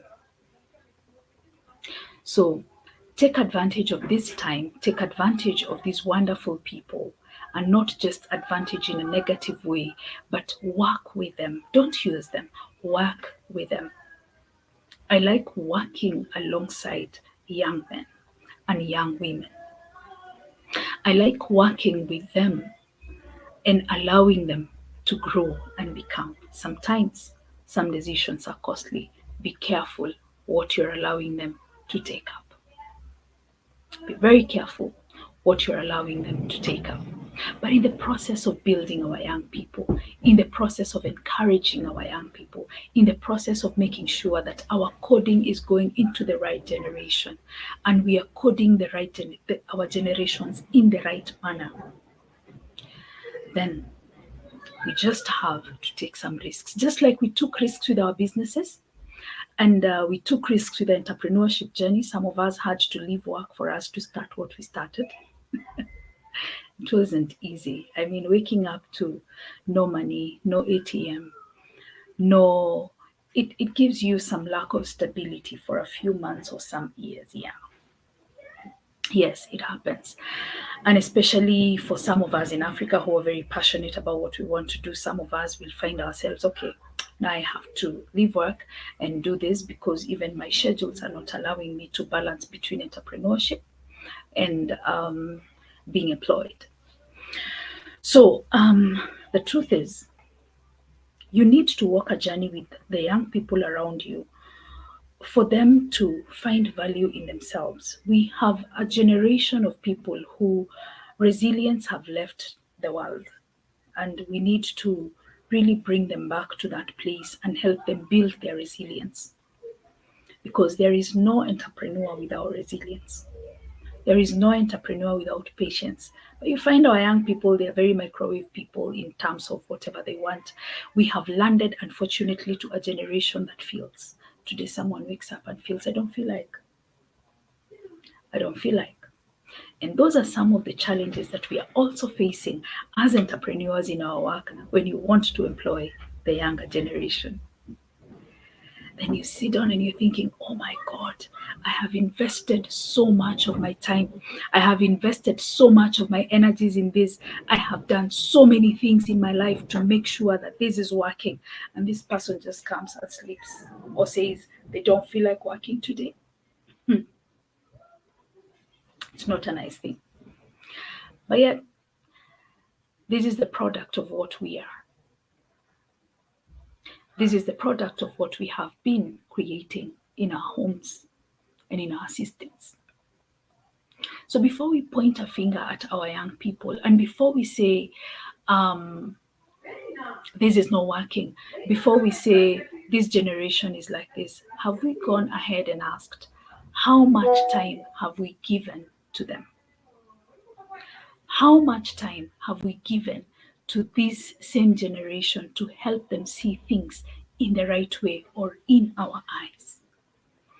How much time have we given to building their character, their resilience, their value system, so that they become better people?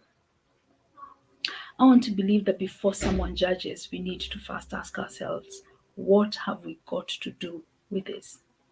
Because yes, we are quick to say this is the Generation Z, and yes, Generation Z is too fast. But yes, there is still something that we can do. We can all sit down and decide, okay, this is not going to work for all of us, but maybe there is something you can learn from them in their very quick way of doing things. And there is also something they can learn from you in your process-oriented game.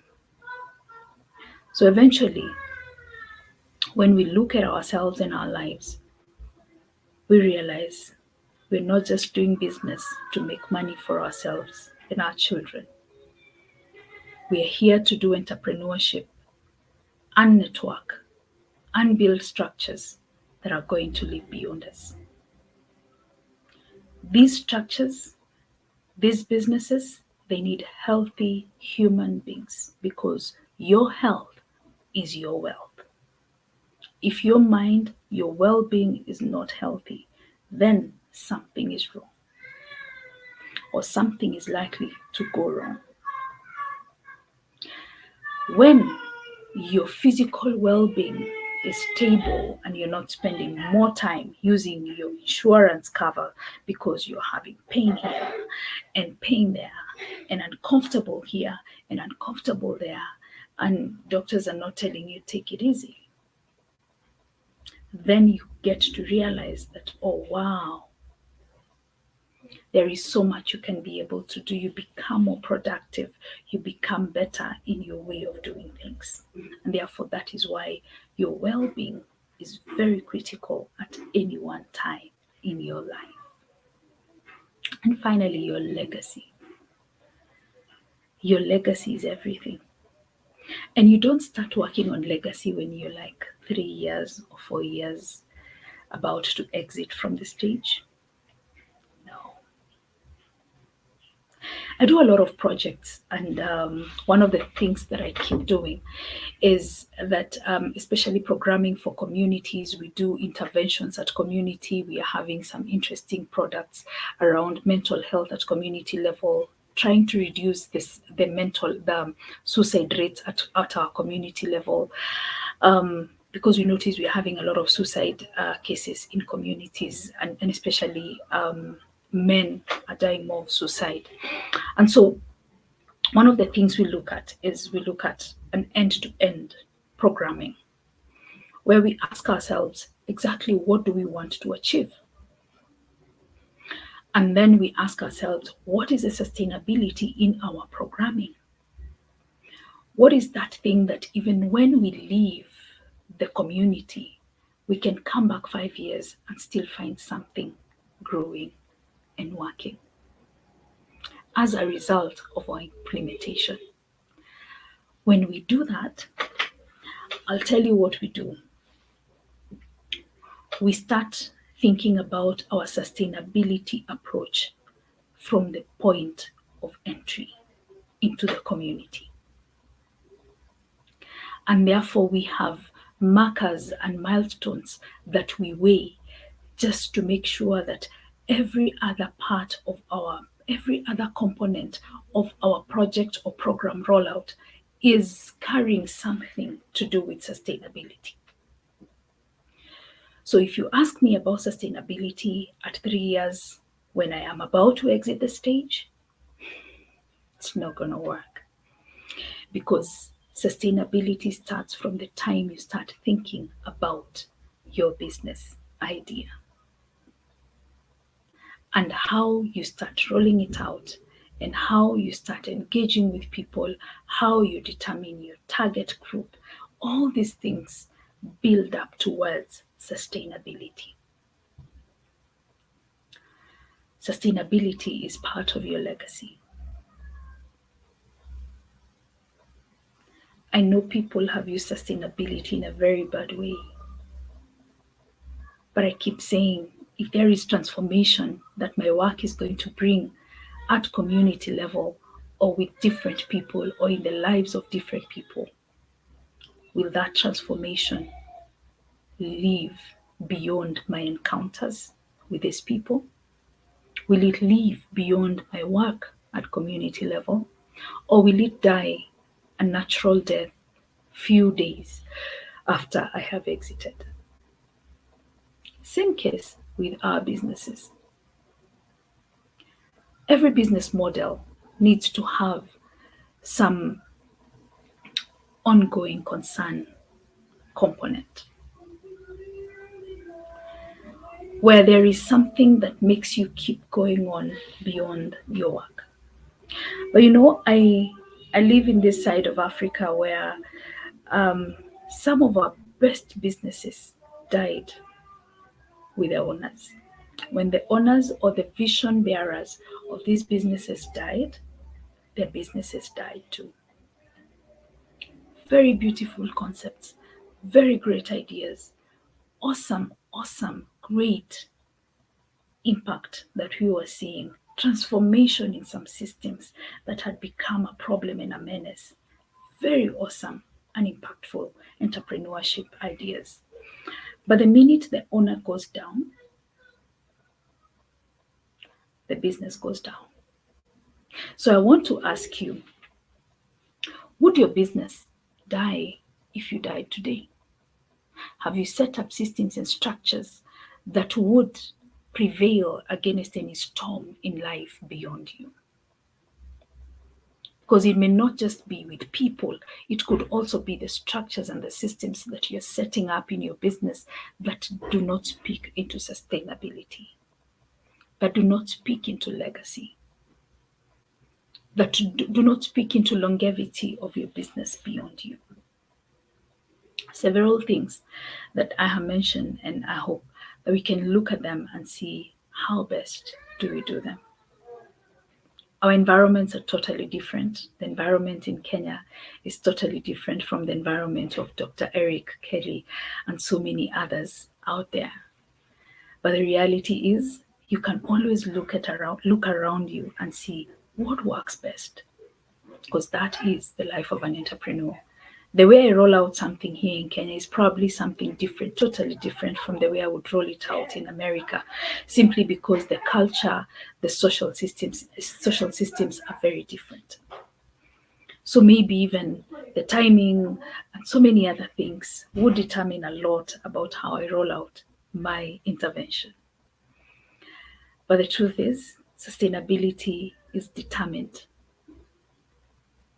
by the result that you want to see and the longevity of the result you want to see.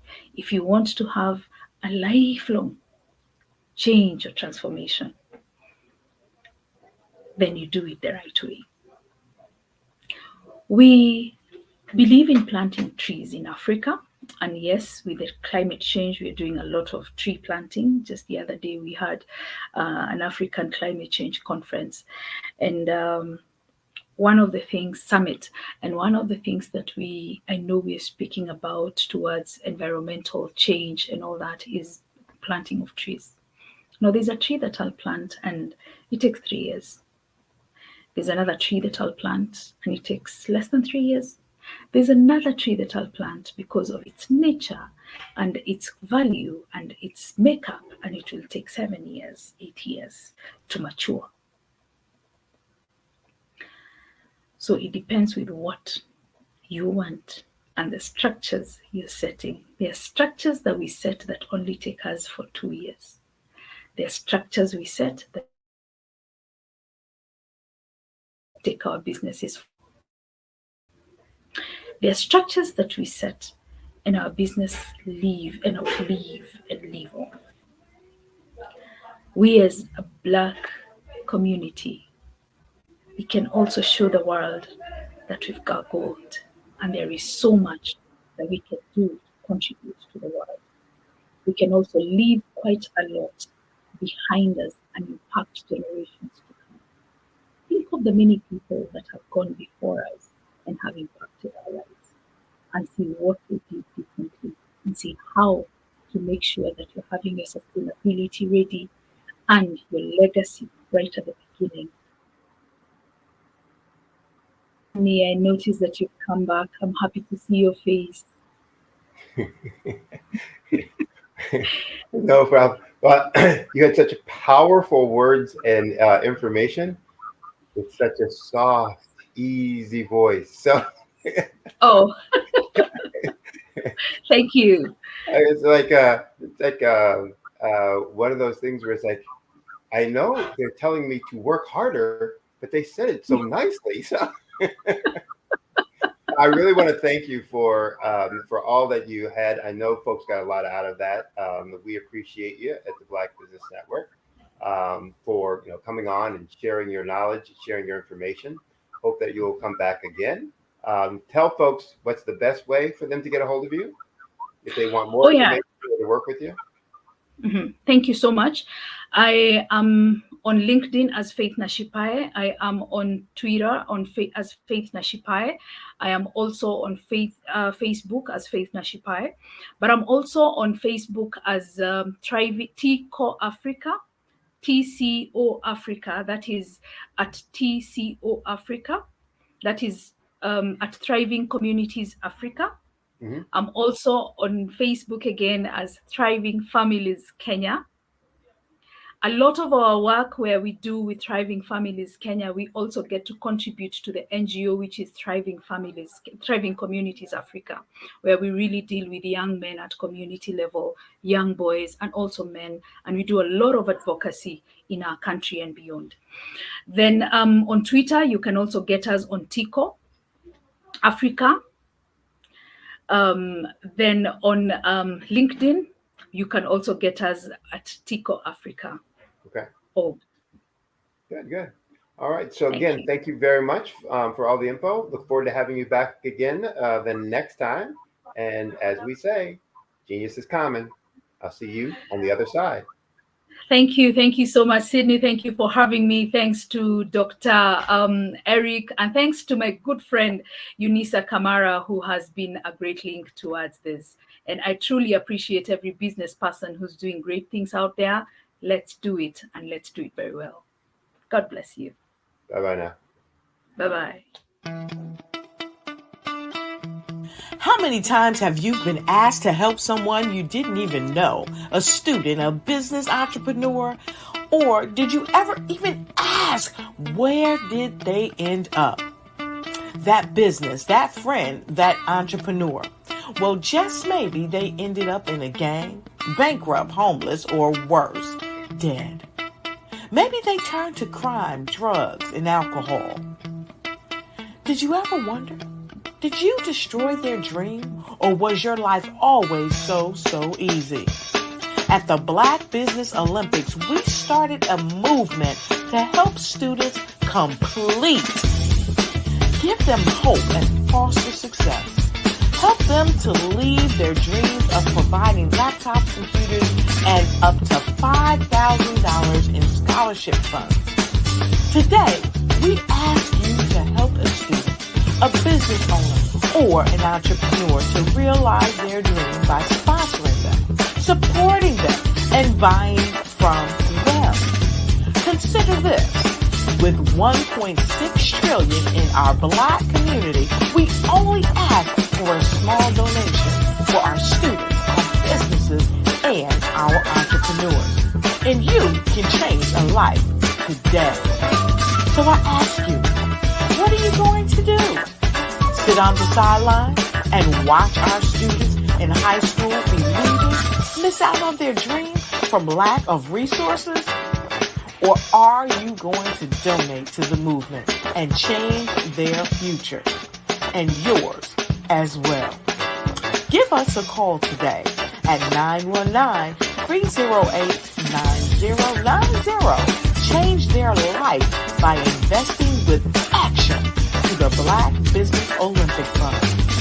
The Black Business Olympics, one of the largest business showcases of Black business in the history mastery of the world.